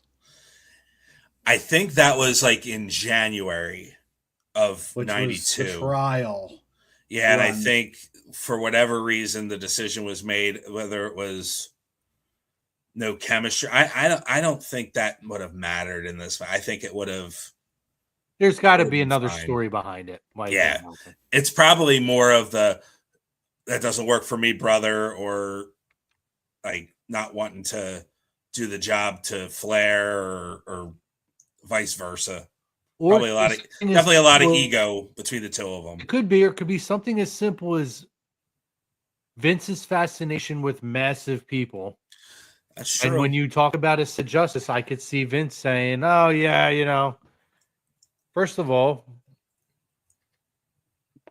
Flair, I think it's different than Sid, who had moderate success, a little more than moderate success before there. But then you look at Flair, who was considered one of the best in the world, right? And he wasn't their own person. So when you're going out there and you're putting Hogan out there, I could very easily see them saying, "Oh yeah, our people love the big guys. We're going to throw them out there with the big man." I wonder. Ico Pro, yeah. So there's a part of me that wonders about that, because you had all the steroid stuff coming up, right? You have Flair under contract till like whenever. They pulled Savage out of retirement, I believe, to do this. Yes.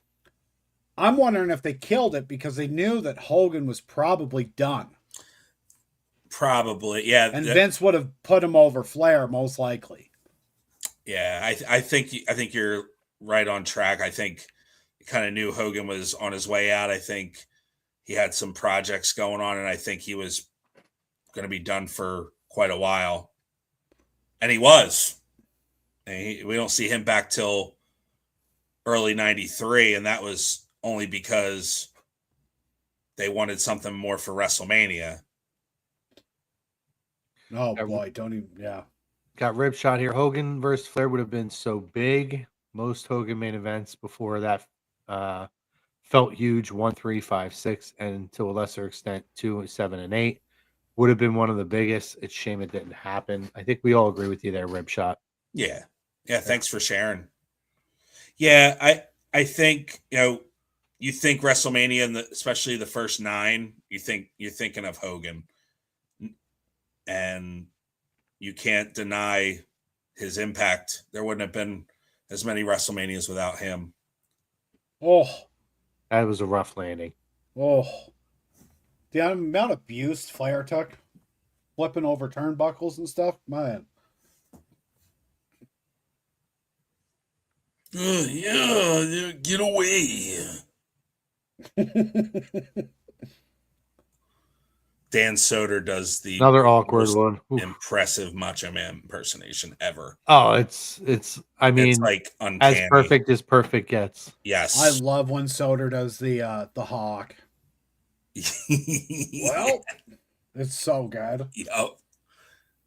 There's more spit. First Piper, now Savage. Oh.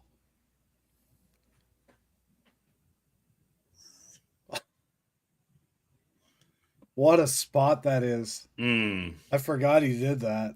Oh my God. When Flair was like really Flair and he could move around a little bit, man, he always nailed perfectly that flip, which to me is just such an awkward way to do that. That flip over onto the apron, the rundown, and then getting caught off the rope. Yeah. Here's the iconic clothesline over the top.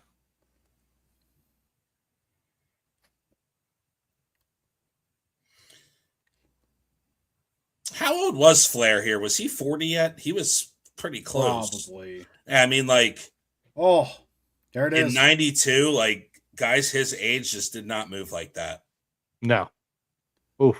Just shows, like, the athleticism and, taking care of your body. And it's amazing, though, because he, we've heard the stories of Flair. Oh, here we go. Oh, here.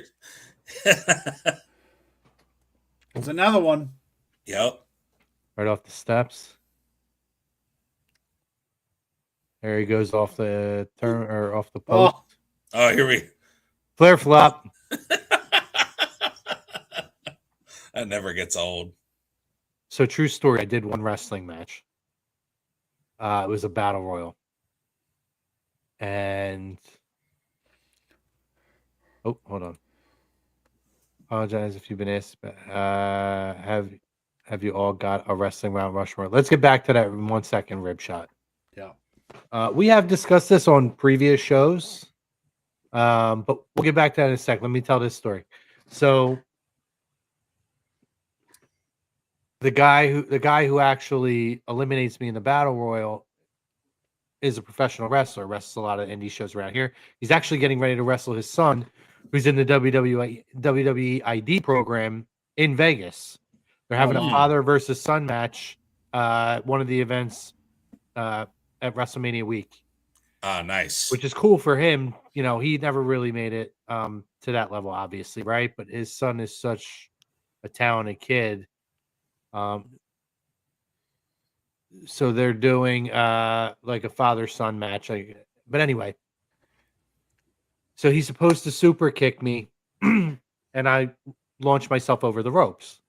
We practiced it 25 times, and he never touched me once. We get into the actual match. He hits me with the super kick and kicked me right in the face. Like, flesh right in the face. Oh. So I'm like kind of shocked at first because I didn't expect to actually get kicked in the face. I still do the flip over the top ropes. And so I land on my feet instead of landing on the ground. So at first, because I'm shocked, I don't think anything. And then I remember just do a Flair flop. So I kind of stagger around and then I Flair flopped outside. Nice. But I will never forget. I was like, oh, Flair flop. Then this won't look so bad. That's great. Oh, and I'm going to say his name. I don't even care. It's Mark Angel, who's an independent wrestler around here. His son is Marcus Mathers, who's been a guest on our show, is in the WWE ID program, wrestles for GCW. Yeah, he kicked me right in the face, which is hilarious because we literally practiced it 25 times, and he never even as much as moved an eyelash or an eyebrow. Yeah, and then wow. boom, right in the face. I had a footprint on my face. Rib Shot asked Mount Rushmore. Do you guys have one? I always think this is such a hard question. Yeah. Because I feel like it's oh, that is nasty. Oof. Like I almost feel like it's preference. Yeah. And mine changes a lot too. But I would say, like, for me, it's probably Michaels, Austin, Flair, and a fourth one. See, it's hard. Oh, man. You don't put Hogan on yours? And Hogan. Yeah, Hogan. There you go. I mean, to me, the one non-negotiable is Hogan. Yeah. So Hogan, Austin, Michaels, and who was my fourth? Here she Look comes. at those sneakers. That's the other Hebner. Which one? I think Shane McMahon is one of these guys too. Yeah, there he is. Yeah, there's Shane. Yeah, baby, yeah. That's where he got the dance. Come on, baby, yeah, yeah. Here comes the money. If I was to give my Mount Rushmore, I guess I mean Hogan's the non-negotiable. Oh, I said Flair. See, I don't know that I put Flair on there. I don't know, but it's preference, right? Like I could never argue somebody that puts Flair or an Undertaker on there. Right. Like, should Andre be on there? Yeah. See, I saw the end of Andre. I think we might have talked about this on the show previously, but I didn't see Andre when he could do drop kicks and super athletic. I saw the end of Andre, which, for lack of a better term, he didn't have it anymore. Right. So for me to put Andre in there, it's tough because, I mean, does he deserve to be in there? Probably, but he's not, like you said, preference. Like I didn't see enough of him to put him on there. Heenan's freaking out about the pictures again. This is great. Where are the nudes? Show me them, damn it. Like I could make an argument for Savage. Yeah. Definitely. I guess I would say Hogan. Michaels is my favorite of all time, so I would have to say HBK.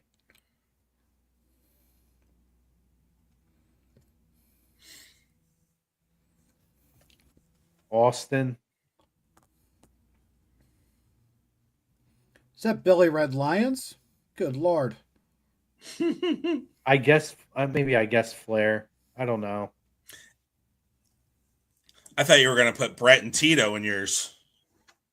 On my all-time overrated list, Mount Rushmore. Yeah. I said this a million times, and I'll say it again. And if you're a new watcher on here and this is your first time, first of all, give us a like, subscribe, give us a follow. We're going to be dropping more shows this week or next week. Here it is. Small package. Oh, no, that wasn't it yet. And she winked. My favorite here it turn, I comes. think, now that I think about it, my favorite turn was when they turned perfect over the phone. I don't remember. Oh, yeah. Oh, no, Before after this. It's for you, baby. Woo! Oh, baby. And she winked. She did This too. is amazing. Ah, so great. I'll meet you out back. Mm.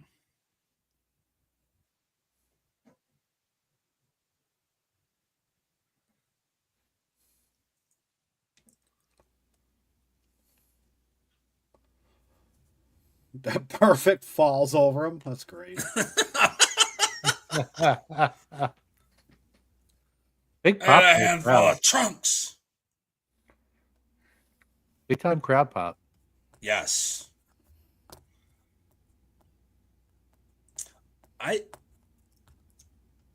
don't think a lot of people, like, looking back, and I don't know because I was 11 years old, but did people really call Macho Man winning the title here? I don't think so. I mean, Flair just won the title in January, so it's like, that's why I think, Uh-oh. yeah, we know the ending of WrestleMania VIII where the people went home happy, but this would have really had them go home happy.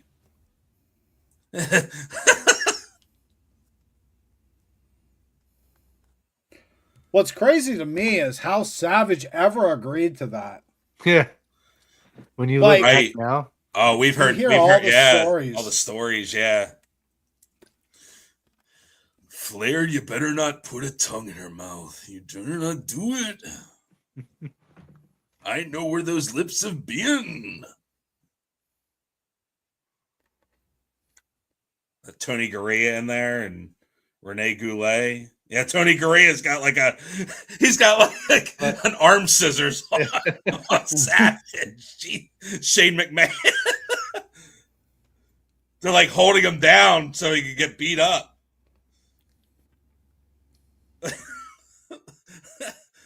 The white shoes on Hebner's throwing me off. I call shenanigans, man. They let Savage get beat up. Miscarriage of justice right here. This dude's got blood on the back of his suit.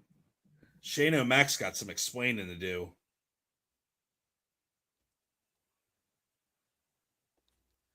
Oh, yeah.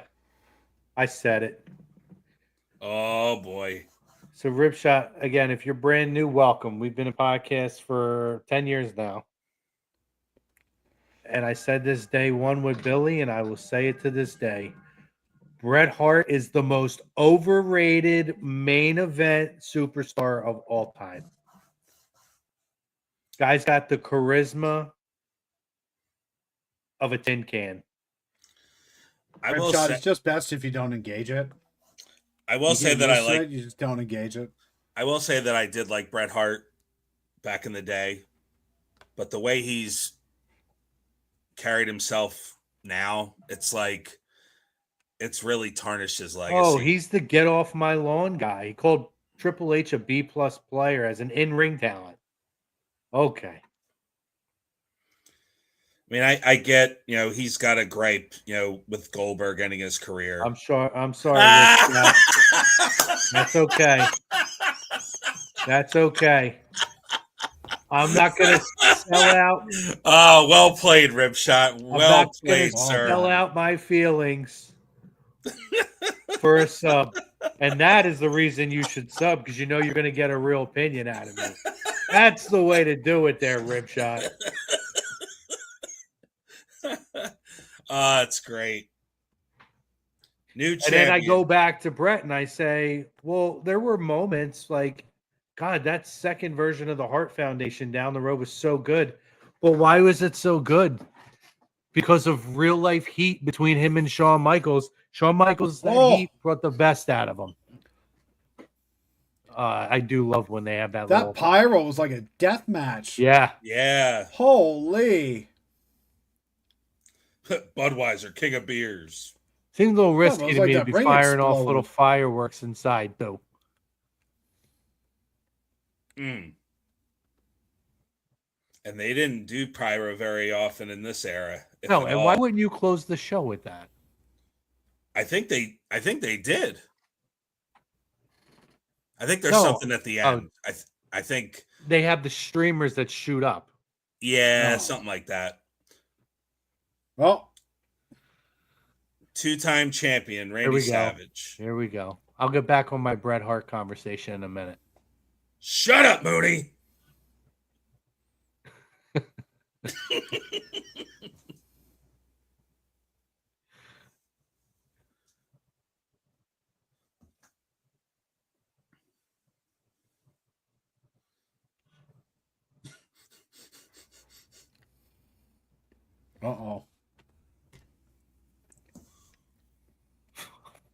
Here goes Somebody again. needs to use that payphone and call somebody.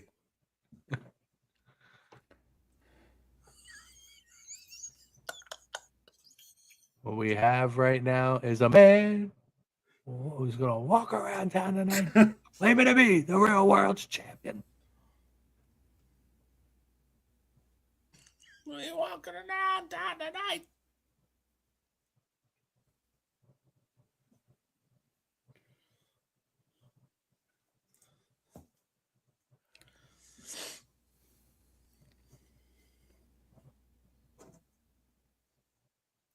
Jezebel.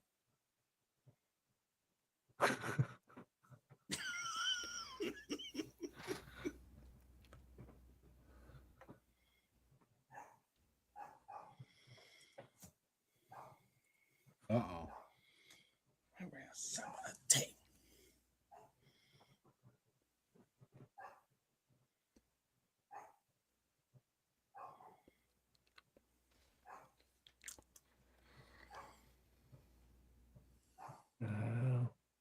Let's see you do it again.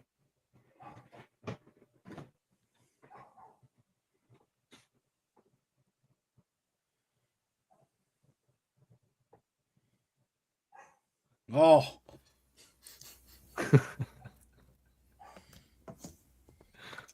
He's like his old lady, a cheater.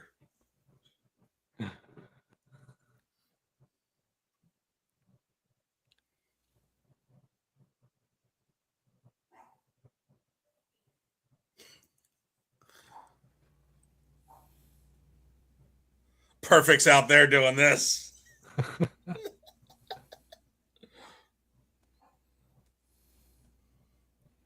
No, his old lady, a cheater.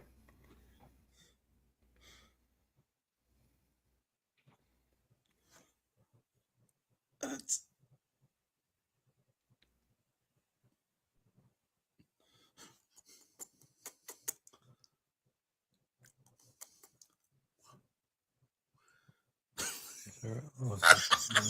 There goes the payphone.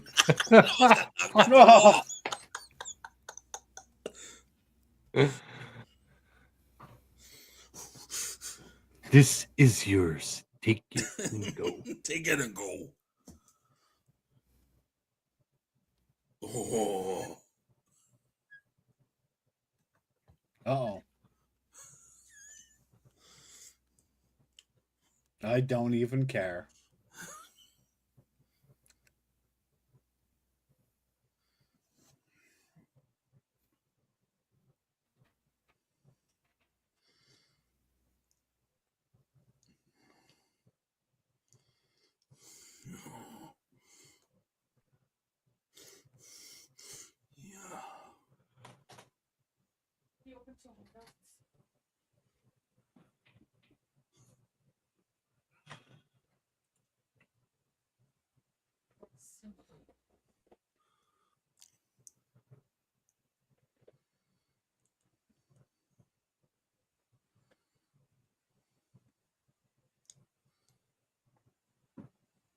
He's just going off. Let's go.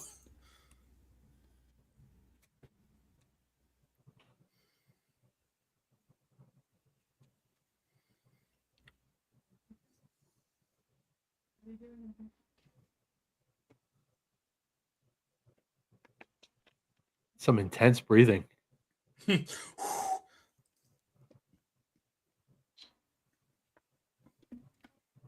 Whoa. He just won. Why is he still so mad? Because he came at his old lady, the cheater. I don't remember the last time you actually like seen his eyes in promos. It's actually kind of disappointing that he tore up that gear. Right? Yeah. I think this is where the intermission was originally, and Oh. then they came back to this. There we go.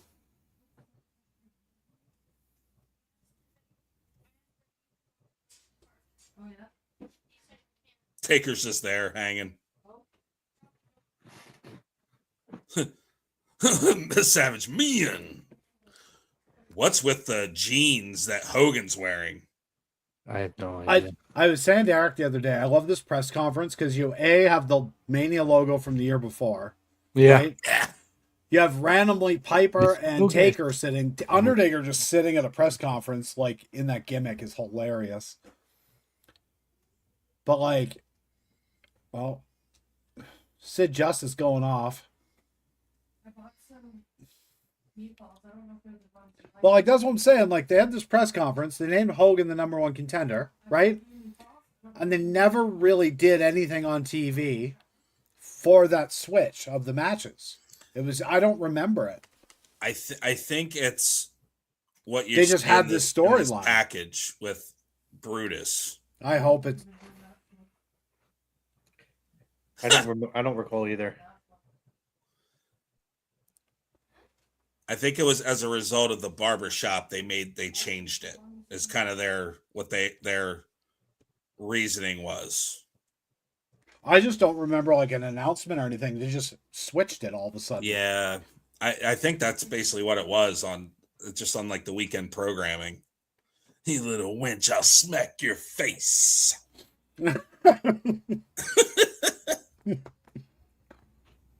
No, Brutus. What are you gonna do? There's gonna be a face-off. No. Jesus.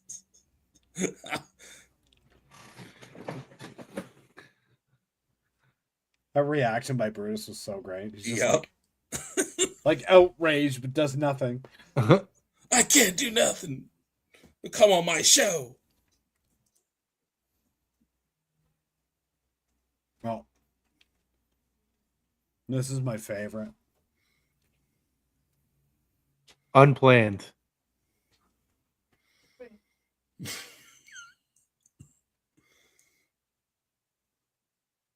Rearrange your face.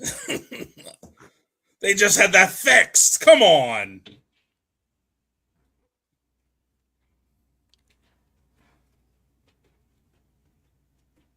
I want to know who was in charge of changing that window. This is incredible. They don't show when they can't spray in his face. I love it. R.I.P. Barbershop. It just cuts back. He's got a face full of like shaving cream. Was that the last? Was that the last barbershop? I don't remember there being another one. I almost wonder if this was a way for them to write that off as well. Maybe. Man, what a hell of a way to end it. Those last two segments, one with Shawn and Sid.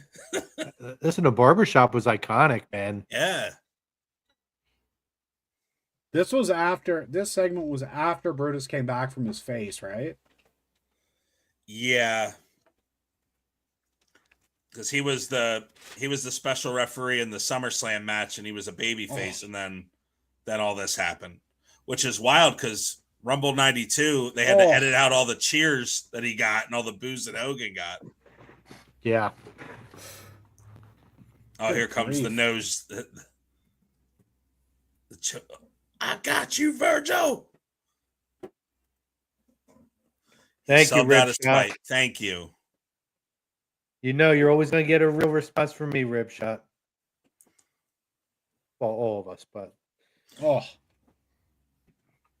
if you haven't gotten a chance, Rip Shot, we did an interview with Vince Russo the other night, so get a chance to check that out.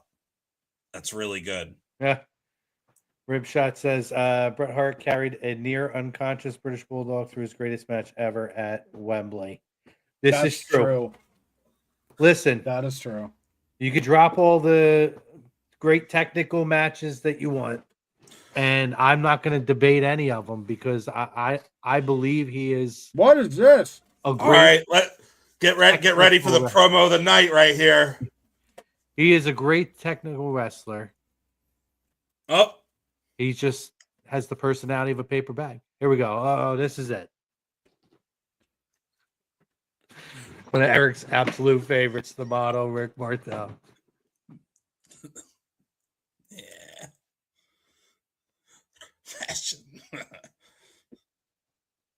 That ain't you can't get away with that now.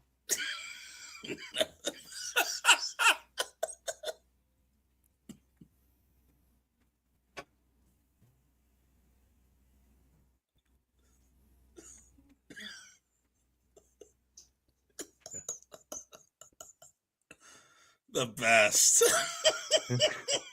I'm glad they got that payphone fixed. It's so good. 'Cause I heard that the Donka is still out there scalping tickets. So apparently, about a few weeks ago, Rick Martel did like a WrestleCon or like some convention, and this guy showed up with the jacket and everything, and he loved it. He was like, "Oh, this is great." Yeah. He doesn't do many of those. You know what's crazy? He was such a good wrestler, though. Oh, he's Martel? tremendous.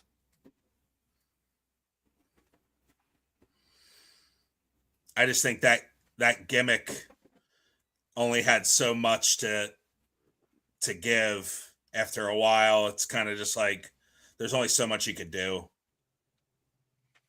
Rib shot. So, to answer your question here, we just had Vince Russo on. Vince comes on with us periodically. We've done a couple shows with him. We'll have him on again in the future. Who else have we had, Eric? I mean, we've had just in the past getting us canceled. Past year alone, we've had we had Damian Sandow. We had Damian Sandow. We had Devon Dudley. We had Devon, who actually our interview got featured on Fightful and a bunch of the things because a bunch of the media outlets. Because when we booked the interview, little did we know that within that, like 2 or 3 days before we had him on, they were going to announce that the Dudleys were having their final match. So we had him on. We had Layla. We had, God, I'm like forgetting people. Santino Marella. Then you go back. You go back to our archives. We have tons, so many different interviews. We've had Kevin Sullivan, right? Kevin Sullivan. We had Kevin Sullivan. If you go to our early days, what is going on? Why is that over a loudspeaker? I don't remember this. I don't know. They did the whole match. They just dance around. No, but that was coming through the loudspeaker. So go ahead. We have we're watching WrestleMania VIII. We did interview Psycho Sid Vicious for like an over an hour interview. That one is on our page. If you go into the playlist, old or I did classic interviews. He's not visual there because this was pre-COVID. So that's back then we had a studio and we used to do call-ins. Once COVID hit is when we changed our format, and now we just do everything pretty much virtually. Brian Heffron, the Blue Meanie, is on all the time with us. We've done wrestling talk with him. We also are Philadelphia Eagles fans and have, when it's football season, we have Brian on once a month to talk Eagles. God, who else? Nick Aldis. We had him on. If you saw, he's in our intro video. Ken Shamrock. Ken Shamrock is one of the best interviews we've ever had. I mean, I could go down the list. We've had so many different people. Larry Zbyszko, Cowboy Balboa, and Tony Atlas. I don't know if I said $1 Million Man, Ted DiBiase. Yeah. Nikita Koloff. Freaking God. A lot of people. Some of them you have to go to A2D Radio and look up, but we're eventually going to load them all on here. It's kind of like Throwback Thursday type of loads. Yeah, but a lot of. Oh, go ahead. Sorry. Just if you go to our playlist, all of our current interviews since our show took about 1.5 years off for personal reasons. So taking care of a family member and going through some stuff. So we came back in May. It's when we started. AC3 was our first show. Oh. But if you go to our playlist, there's two playlists. There's classic interviews and there's that. You can also go back and see some classic episodes. If you want to see, we've done like tournaments. We've done lots of fun stuff. I am going to take a lot of those old interviews for the time being and make another playlist that you'll be able to access the A2D radio feed, because our regular show where this show comes from is on a platform called A2D Radio, which has their own YouTube page as well. And on, on A2D Radio, our our main show, our hub show, goes live on Tuesday nights between 6 and 7 p.m. So that covers our weekly stuff. But we're going to be adding so much more content. This is a special show we're doing. We do a monthly live reaction with another one of our colleagues, Ritz. He does our live reaction shows. So for WrestleMania, we're going to be promoting this stuff. But for WrestleMania, you're going to have a live reaction to Sunday, not Saturday. They're going to go on an hour early, recap Saturday on Sunday night, and do a live reaction to that. Billy's going to be spearheading a show at some point next week. So kind of good time to get on our page, man, because a lot of what we've loaded up has been like day after our show airs. But we're starting to do more original content. We do cut clips and reels. We'll be dropping some Russo stuff pretty soon. Yeah, it's good stuff. Like I said, you can find our stuff on A2D Radio as well. I threw that last part in because they asked here. Do I allow? I would hope that you would ask and or at least give us a credit. Just give credit, yeah, for sure. But it's not just us, particularly with a lot of those it's A2D Radio, so you got to give them. So if you want to contact me in some way separately, I would love to talk to you. I'm on Facebook. Or contact the Lazy Booking Podcast TV Facebook page in their messenger, and we could talk if you have something going on and you or somebody wants to use some of our clips for stuff. It's talking about that 8-man tag, how it got so much time. This got like no time. This is bullshit. I'll be honest. I know, Eric, you love Rick Martel. Yeah, I'm glad he's on this card, but I think also there was another match that they did not get in. I think that was Berserker and British Bulldog, if I'm not mistaken. Yeah. But there's another match, as we'll see, that got like no time. It barely got in the ring and finished it off. So I think at least it wasn't the Bulldog and the Warlord. Oh, good. Oh, yeah, from the year before. Yeah, this is the beginning of Tatanka. Yeah, his undefeated streak, which kind of gets forgotten. That came right over the loudspeaker. My goodness. Rib Shot, reach out to us on Facebook. Also, during that last match, Heenan was freaking out during your promo there, Chrome. Heenan was losing it. And he's like, put him up, put him up. Gorilla literally 7 lines in a row. You're a liar. Yeah. That's all the commentary was. It was like, we're not getting off that. You're a liar. Uh-oh. Money Inc., baby. So we still have 3 matches to go. Yeah. We have the tag team title match. Owen Hart and Skinner, which I completely forgot was on this card. Yeah, that's the one that's like 30 seconds. Yeah. Yeah, I was saying the Bull big and boys. Berserker were supposed to be on WrestleMania 8, but it got cut. Who was supposed to be? Bulldog and Berserker. That's right. Berserker, I'm gonna take a bite out of the Bulldog. That's good stuff. Earthquake and Typhoon. Yeah, I see Tugboat on online sometimes. Fred Ottman. He looks pretty good for his age. Not too bad. I know he had some health issues fairly recently. Yeah. Overall, he's been pretty good. Yeah. Unfortunately, we lost Tenta too soon. I was happy to see those 2 guys go into the Hall of Fame, honestly, because they were a very unique tag team in their day. Yes. Absolutely. They got both work. Like they were like they can move. Yeah, big guys that can work for sure. Yep. Money Incorporated. Everybody's gonna praise. An old IRA. I still don't know how he wrestled in suspenders and a tie.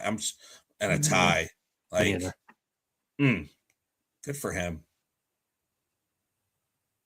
If you just type in Lazy Booking Podcast TV on Facebook, Ribshot, you can find us there.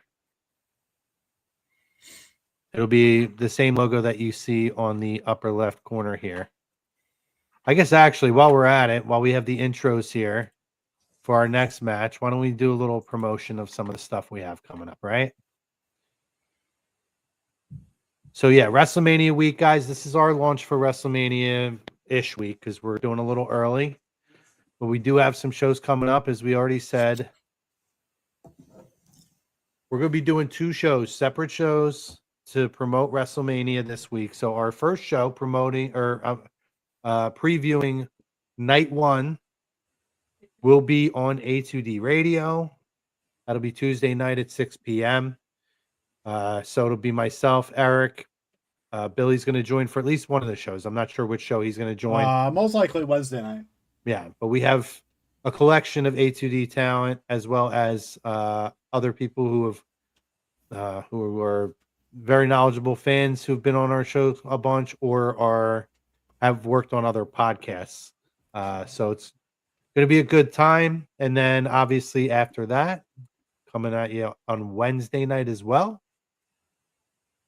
we're going to preview night 2. That one, the first one is on A2D Radio's station, right? We'll upload it to this page, this channel, the day after. However, this is live on our channel right now on the Lazy Booking Podcast TV channel. It is our own exclusive show. We'll be doing that Wednesday night starting at 7:30 p.m. So make sure you guys join us for that. We're going to preview night 2 of WrestleMania. And I always like to give him a little bit of love. He's a friend of the show. We love him, so why not? Just giving a little bit of love to our guy here, Brian Heffron, the Blue Meanie, and his podcast, Mind of the Meanie, which you can find on all major platforms, as well as here on the Tube and over on the book. So, am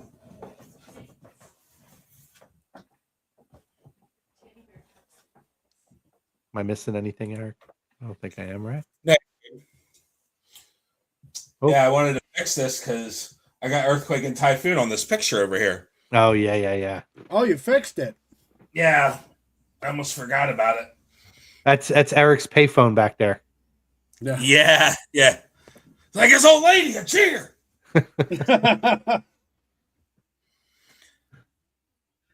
That war chant in the last match came that was real loud.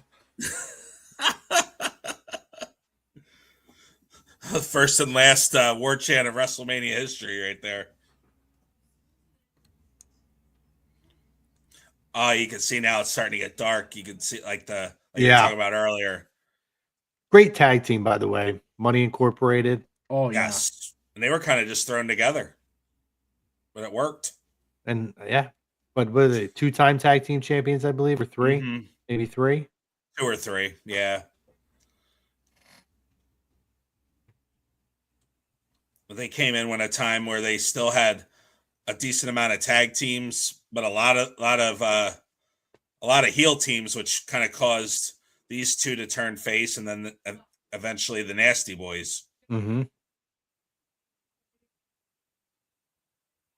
Yeah, and the natural disasters were probably gone not too long after, too, right? I think Earthquake stayed around and was a single for a little bit.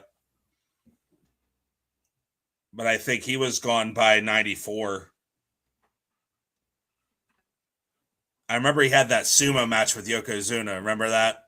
Mm-hmm. Oh, okay. And then I think he was gone right after that. And then he became a shark. Shark attack! There were some wild gimmicks in that. I forgot about that. Dungeon of Doom, baby. And then he came out and did that promo. He's like, "Well, I'm not a fish. I'm not an avalanche. I'm a man." John Tenta. And then you hear Gene Okerlund go, "Oh, you heard him. He's a man." I forgot he was the Avalanche in WCW. Yeah. Yep. Then he came back and he was it Golga? Oh, that's right. Yeah. Under a mask? Yeah. He was in the Gimmick Battle Royal at 17, right?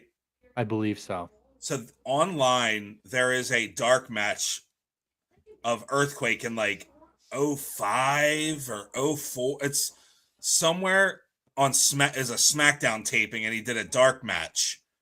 It was like a year before he passed, but he like is super like he lost a lot of weight, and he actually looked pretty good. Oh, but I don't know what happened. I want to say that Gimmick Battle Royal was his last match with them. Yes. Yeah. Besides that, yeah, and they had the dark match, like a dark match. I guess I should say televised match. Yeah. I don't know if you ever saw the Nasty Boys dark match from like '05, '06. No. Probably the worst matches in history. Oh my God. Who did they face? They fought Dave Taylor and was it Finley? No, it was Dave Taylor and somebody. Oh, maybe it wasn't Regal.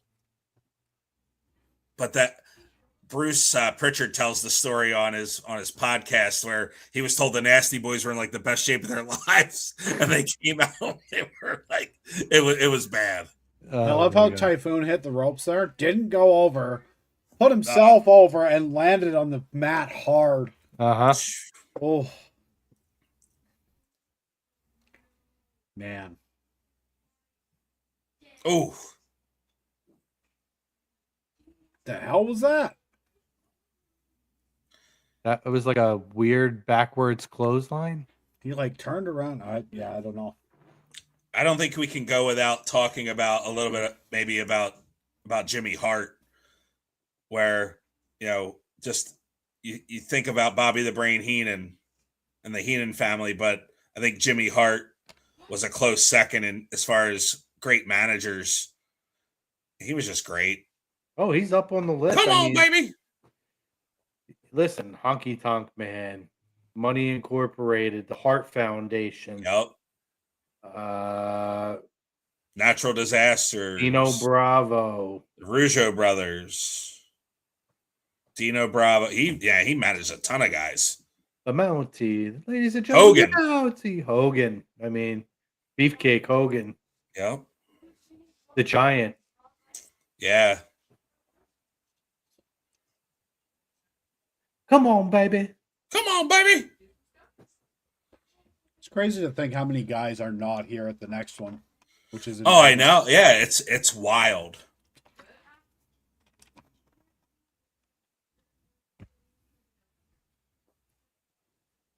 I got a headache from you. Gosh, Tugboat is Typhoon's having a tough time going on them ropes. Woo. Yeah, probably not a banner match for him. It could have been Chic Tugboat at 7. It was that was a thing, like, wasn't it? For a little bit, that was the plan. Whatever happened to that jacket that Jimmy has? It was a sweet jacket. It's a great question. It wouldn't shock me if he still had it. Bet you he does. I would think he would. I could see, like, I don't know him personally, but I could just see it. Like, it just seems like he'd be like the type of guy that would like keep all his stuff. Agreed. I was about to say that. He seems like the type of guy that would keep all of his jackets. I got this one from the Honky Tonk Man back in 1989, and I got this one here with the Nasty Boys. Baby. Oh. It's amazing, though, like, how he's so instrumental in a lot of, like we talked about Shawn Michaels' theme at the beginning. Like he wrote that. Yeah, that's his. So, and a lot of theme music in the late 80s, early 90s, he's a big part of. Did Jimmy manage the Disasters right before this? Yeah, I think that's how they because out of nowhere, Money Inc. won the titles, and Jimmy Hart was managing them. So I guess it was kind of like the too many hens in the hen house, or too many roosters in the hen house, where they got jealous. And I think the same thing winds up happening with the Nasty Boys too. And when Flair came in, remember they did that thing where he was holding up that title. Was it that tag title? I believe so. It was. Yeah. I think it was a tag title. Yeah. Yep. Wait, this is the one where they make him come back to the ring, right? Here we go. No, I think that was. I think when they wind up winning the tag titles later on in the summer or the late spring, they make them come back. I think they wind up winning the titles that way from them. SummerSlam, right? It might have been before, because I think the Disasters went in as champions. Because if you remember, I think the original plan was to have Legion of Doom versus Money Inc. for the tag titles, and I think that because of Hawk's situation, I think they put the titles on the Disasters, and I think they went in as at SummerSlam and fought the Beverly Brothers for the titles. Oh boy, Brutus the fucking Barber Beefcake. Booty Man himself, the Booty Man, the Zodiac. Yeah. That shit made no sense. Nope. the Disciple. Oh gosh, yeah, that's another one I didn't realize was him until the Warrior was like, "This must be your barber." Oh, that's so cool.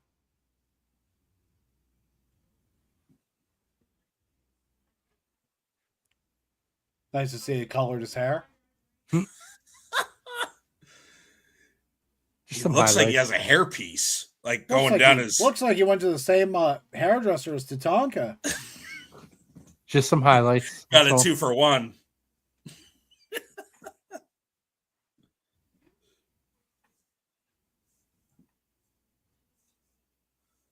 Nice. Hell yeah. Daniel Garcia, yes. Oh, spoilers.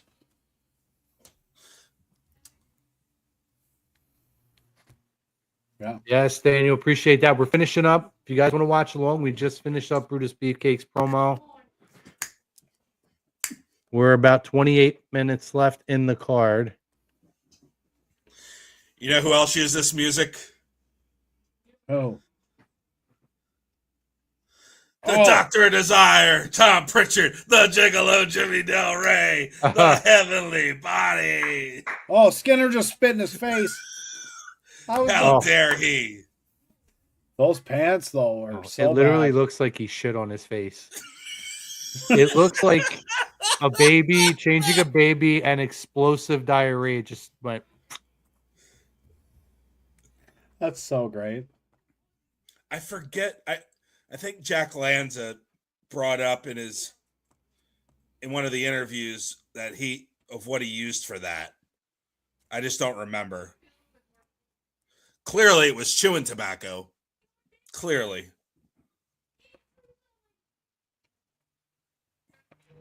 Just think, Skinner has a WrestleMania credit. Oh, that's Steve Kern, not Jack Lanza. Yeah, it's Steve Kern. That costume that Owen Hart's wearing also has a credit. What is that? And we see Steve Kern a year later as one of the double doinks. Yeah.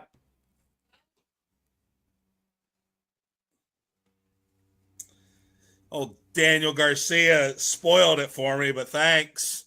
Gosh. No, thanks for sharing, bud. Rocket gets his W. First WrestleMania victory. Got to get a drop kick in, too. Oh! Woo! Is it weird that he went to the top rope and was like, yeah, the first thing I thought was I am not a nugget? He should have had his slammy. I am not a nugget. I'm a blackheart, damn it. Oh, here we go. Shut up. Oh, boy. Oh, boy. Gosh, Mean Gene is small, but look at Harvey. Look at Bruno. Like, my goodness, how small is he?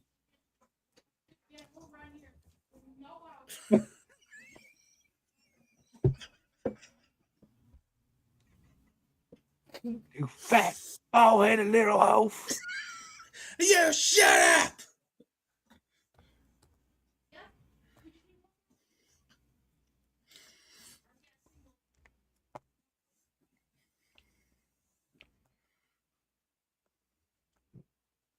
Sounds good, Rip Shot.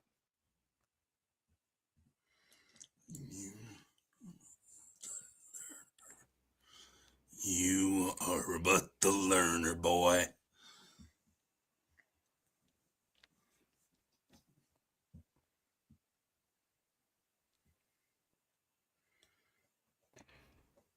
I think it's going to be Sid's last match, too.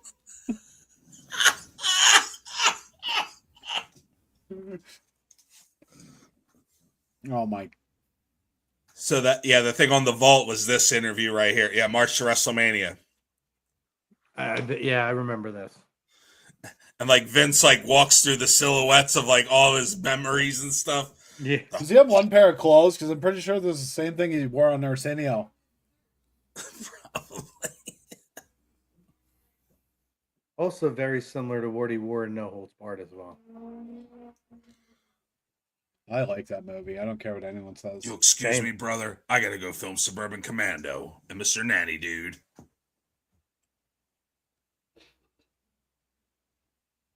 Hogan's best acting credit. What's that smell? Dookie. I like Suburban Commando. That was where you knew that Vince had something to do with that film. Listen, I'm going to tell you right now. I hadn't seen Suburban Commando in probably 30 years. I bought it on Prime. Yeah. And I am so unhappy that I can't get my money back. That movie does not stand the test of time. No. It is, the production is awful. The acting is awful. I got frozen today. Like Christopher Lloyd, like what was he thinking signing on to that movie? It's bad. You know, it's that was real after bad. after Back to the Future. He didn't give a shit. Yeah, he was. That's he was true. Made, he was at that point. It's taking paychecks. I'm just gonna stay busy. Between Taxi and Back to the Future, he was set. That's true. Do you know what's funny? You go watch that interview and they're just looking at each other while they're shaking hands, and you can tell. There's sorry, Sid. Shut up. Don't give a God. damn. But you can tell when him and Vince are looking at each other, it's like it's not good. Yeah.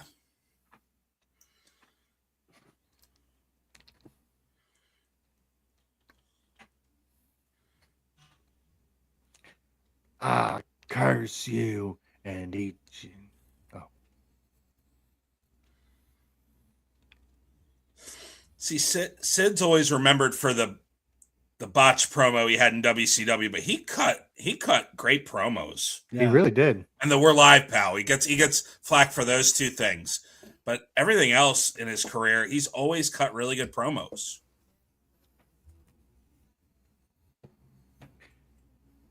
You are half the man that I am, yeah, and I have half the brain that you do.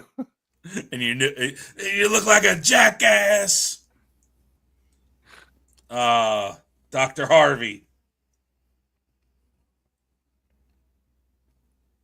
What a pointless character. Yep.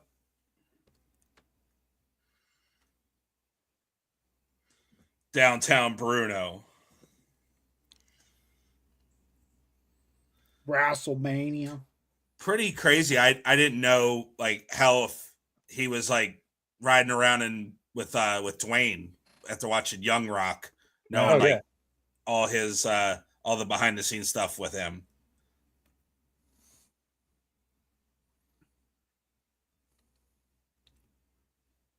God, the music was just so good back then.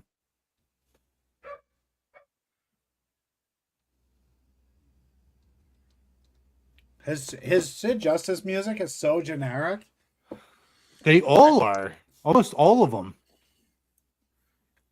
There's a couple that had like their own unique music, right? Shawn Michaels. Yeah. But This you really works for listen to him. a lot of That's them, it's so perfect. generic. This kid ain't happy. Nope. He's worried about his hero getting destroyed. I love how back in the day they dropped Pile Driver, and then Coco Beware decided to steal that song as his entrance theme. Oh yeah. Pile Driver.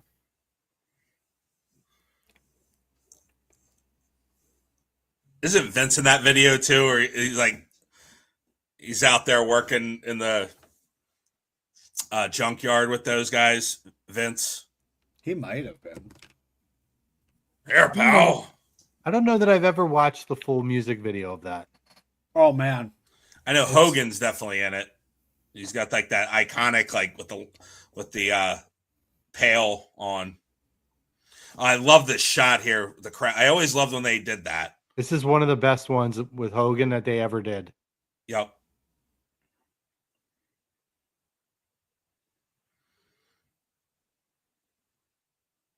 Yeah. Honestly, to me, that's almost like the iconic Hulk Hogan camera shot. he's looking thinner, brother. A little leaner.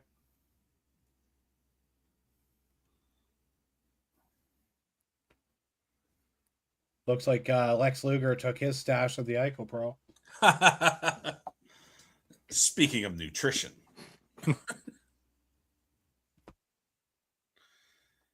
God, you could tell it's 1992 with the stuff people are wearing out there. Oh yeah. Woo. Well, Owen Hart, it's got like them NC Hammer pants. Yeah. I saw that one kid with a Bugle Boy t-shirt. Oh my God, Bugle Boy! Forgot about that. Remember DK's, the sneakers? Yep. Or was it BK? BK, the Dinocells. Yeah. British Knights, yeah.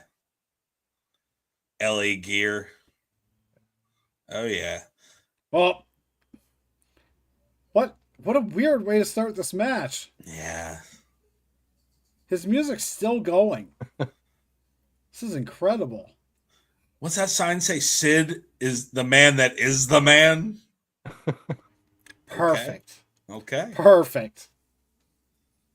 His music's still going. Sheamus stole my gimmick, brother.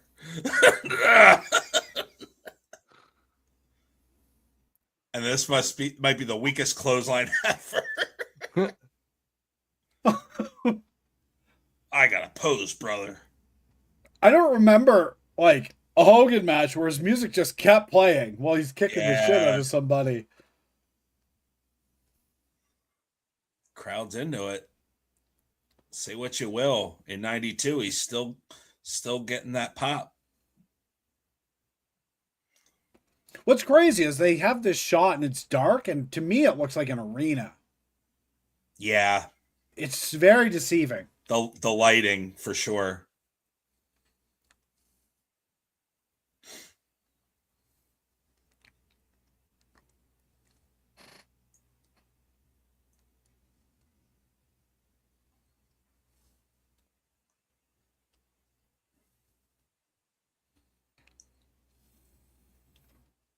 Oh, Pastamania, brother.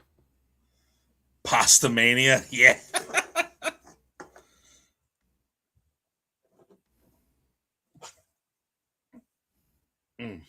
I feel like Sid's always played the same character. Just different, you know what I mean? Like different versions. Yeah.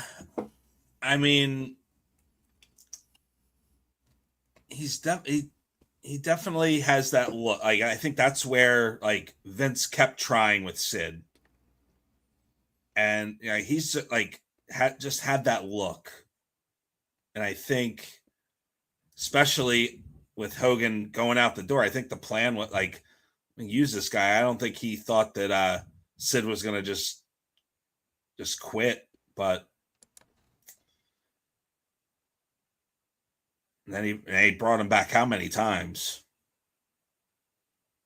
Then he wound up winning the title a couple times too. I'm glad he's going to the Hall of Fame. I think it was long overdue. Sid is long overdue for the Hall of Fame, and without question, the greatest power bomb of all time. Oh yes, the man that is the man. Yep, that's what it said. Aside from when he almost broke Pillman's neck in War Games. Oh yeah. Well, how about that power bomb that he gave Michaels? And he flew when he jumped him the night after WrestleMania 11, And you see him, he picks him up, and it looks he's about to drop him, and he has to push him, pull him over to the side so he didn't completely flip over him. Yeah, but there's maybe 3 or 4 ever that were not clean. Every other one was always so smooth and clean. Nash used to basically it was almost like he would just flip him up and drop him. Oh yeah, that's exactly what he did. Sid's were more impressive for sure. The ECW ones, those ones were flat out amazing. Mm-hmm. And the crowd just ate it up.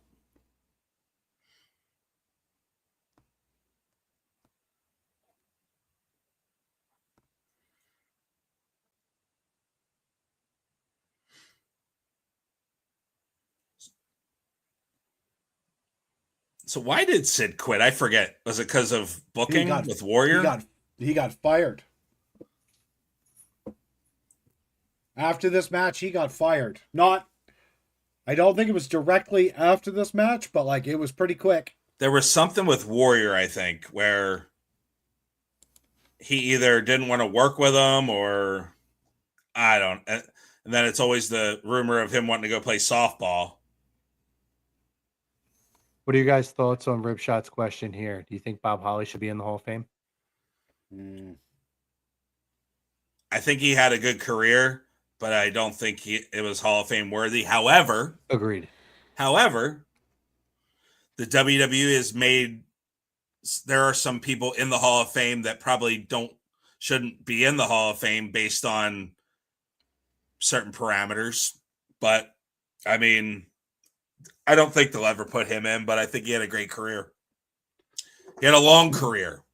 I think he was there from 93 to when did he leave? 05? He was in ECW, the new ECW for a little while. He was in the revamped ECW. Yeah, and he had a long career. Sure did. There's a fake Bob Holly account on X. Oh yeah, it's so funny. He always bashes Sami Zayn. It's hilarious. He's like, I'm gonna come back and take that U.S. title. So I'm gonna win the belt. Sid quits 3 weeks after this match.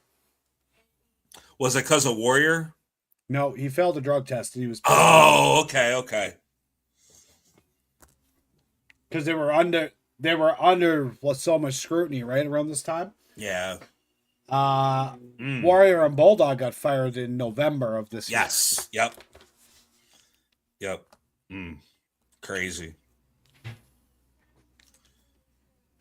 Legion of Doom were gone after SummerSlam. Yeah, talk about a pay-per-view that was a lot of changes. Survivor Series that year. Yeah. Having to change the main event, and then you had to take the title. You took the title off Flair. You took the title off Bulldog. Yeah, that was wild too. Virtual newcomer in the main event with Razor Ramon. I think you're right, Ripshot. I think you're. I think you're. Yeah, he was. Yep. I responded to the Bob Holly one, and I was like, "You should ask for the belt." And someone was like, it's not real, right? I'm like, the more you really. We're watching the old copy paste Hogan match here, right? Yeah, the generic. Oh, he's got him. I don't think anybody ever chokeslammed him except for Sid. At that time, I don't think he ever took a chokeslam from anybody that I remember. Maybe Taker. I don't think Taker was doing chokeslams at that time yet. Maybe he did a flying close. Yeah, I don't think he was doing chokeslams yet. I don't recall that either. Oh, I don't think anybody power bombed him either until before this either. What the? I love the gimmick. He's so nuts. It's so good. Oh,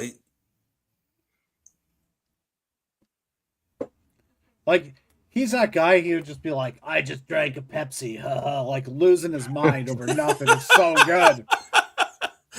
Like it's like so random. I love it. I love Pepsi. In there, on the side. That's I'm amazing. curious to see who's going to end up A, inducting him, and B, doing the acceptance speech on his behalf. I don't think he gets one because he's legacy, right? I don't think they do one. I saw something online today. I could be wrong, that his son looks just like him. And it could possibly be his son. Well, he also has his son Frank, who was on Big Brother a bunch of times, who looks just like him too. He's just skinny. Yeah. But facially, and they all have the same hair, that curly. Yeah, hair. yeah. He looks just like his dad too. The He one actually son I looks saw more has like his dad as he did as he got older. Yeah. I hope they give him time to at least like acknowledge and stuff like that. Hogan's getting beat with a purse here, guys. Like he should get more. Like we talk about Bad News Brown. Like Bad News Brown, I think deserves it because of he had like that judo background and he did a lot in like Stampede Wrestling. He had his WWF tenure wasn't very memorable at all. I remember him, but that's me. I do too. Yeah, I mean, I do too. Yeah, I think he contributed well, but it's not like Bob Holly. You could argue that Bob Holly had more impact than Bad News Brown, but I do, but I think you can't acknowledge or you can't ignore either the time frame and where African American wrestlers were at that time compared to now, and how how many people he influences to this day. It's a good point. It's important, you know what I mean? I like Bob, and I agree. I think he had a good career, but there's nothing that's like, even outside of WWE, right? Like, at least with Bad News Brown, you could talk about what he did in Stampede Wrestling, which was a huge territory that led definitely. to the, after the merger or after they were purchased by WWE, produced a lot of their talent. Very true. Bob Holly was Bob Sparkplug Holly, and then leave him alone. He drives cars. Yeah, he was hardcore Holly for a little bit, but there wasn't really much there. Hogan's having a nap right now, boys. Great worker. Yeah, Holly was a good hand. He was a great worker. As JR was saying, he was a hell of a hand. Yeah, Hogan's taking a break. So wait, and then he was in the new. Was it the new Midnight Express? Oh yeah, I forgot about that. With Billy Gunn. Yeah. Wow. Bart Gunn. Bart Gunn. I'm sorry, Bart Gunn. That's what I meant. But yeah, I know. Yeah, I forgot about that. I think the most he was over was with Crash. I think that duo was where he was the most over. Yeah, but like again, I look at all that, and that was like that wasn't a run. That was a storyline. You know what I mean? I agree. Oh, there's Hogan with the shakes. Yeah, he had some good feuds with Al Snow. Mm-hmm. If your shoes are muddy, keep them at the Like in my opinion, if we're putting him in, then is Al Snow going in? And now we're starting to open up the door again for what I would think would be an oversaturation of the Hall of Fame. I mean, I'm very pro lessening how many people go in per year. Yeah. I know that we want everybody to go in before they pass away, but the reality is like it should only be within a certain parameter of time. Power bomb. Agreed. Oh, that power bomb was really good. Really well done. There you go. Yeah, I don't think Hogan got power bombed before this. I think the power bomb was used way too much after this, but at this point in time, it really wasn't used especially in WWF. Mm-hmm. Here we go. I still love hulking up. I don't care. Oh, I mean, it's so awesome. It's great. Because the crowd is just unglued now. Yes. Like they're just losing it. And all he had to do was just start shaking. Yep. The boot. Well, he's staggering. Big boot. I mean, there's this. You can use. Oh, wait. He sells the back. He always sold the back. So I think he had to kick out here because of what we're about to see.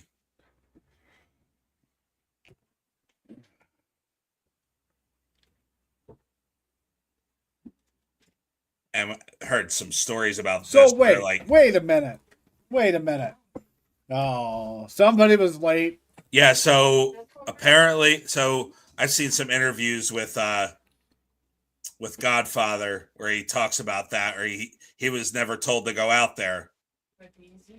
But you're always, it's kind of why Sid had to kick out. So wait, how is this a disqualification when in the Flair match, Perfect was right in there and the referee let it go? Yeah, I think it was salvaging what was supposed to happen, the DQ finish. God, I love Papa Shango. One of my favorite characters ever. Oh yes. So good. I took my niece to WrestleCon 2 years ago when it was out. There's the music. Took my niece to WrestleCon 2 years ago. Oh, he's already gassed. And Godfather was there. in Papa Shango gear. And was he? Nice. One of my favorite wrestling pictures was getting a picture with Papa Shango. It's awesome. See, now everyone says there's a rumor that this isn't the same guy. Yeah, so Warrior had been suspended indefinitely in 91, and then he returned here. I think because everyone's shipment went to Luger's house. Yeah, it all went to Luger. Well, he looks different. Definitely. Although he might have gone to the same haircut place as the referee. Yeah. I definitely y'all got man. I definitely remember being a kid and being in that, like, buying into the urban legend of two Ultimate Warriors. He replaced the one because he died. My dad, to this day, my dad's 76, so he forgets things. But he'll say to me randomly, he'll be like, if we see something with the Warrior, he'll be like, didn't he die and get replaced? I'm like, no, Dad, I told you this before. That reminded me of, who was it? Renegade in WCW. Oh, God, yeah. We thought for sure it was like, Warrior. what? We got to watch Uncensored because Warrior's going to be there. Yeah, okay. Who the hell thought the Renegade was the Warrior? People did. Oh, people definitely did. Oh, they didn't look anything alike. No, but like they showed that silhouette of him, and it's like when you're like 12, 13 years old, you're like, you think anything's possible. You're not looking in a 45 year old glasses. Ripshot says he was Hollywood Bob Holly and Smoky Mountain.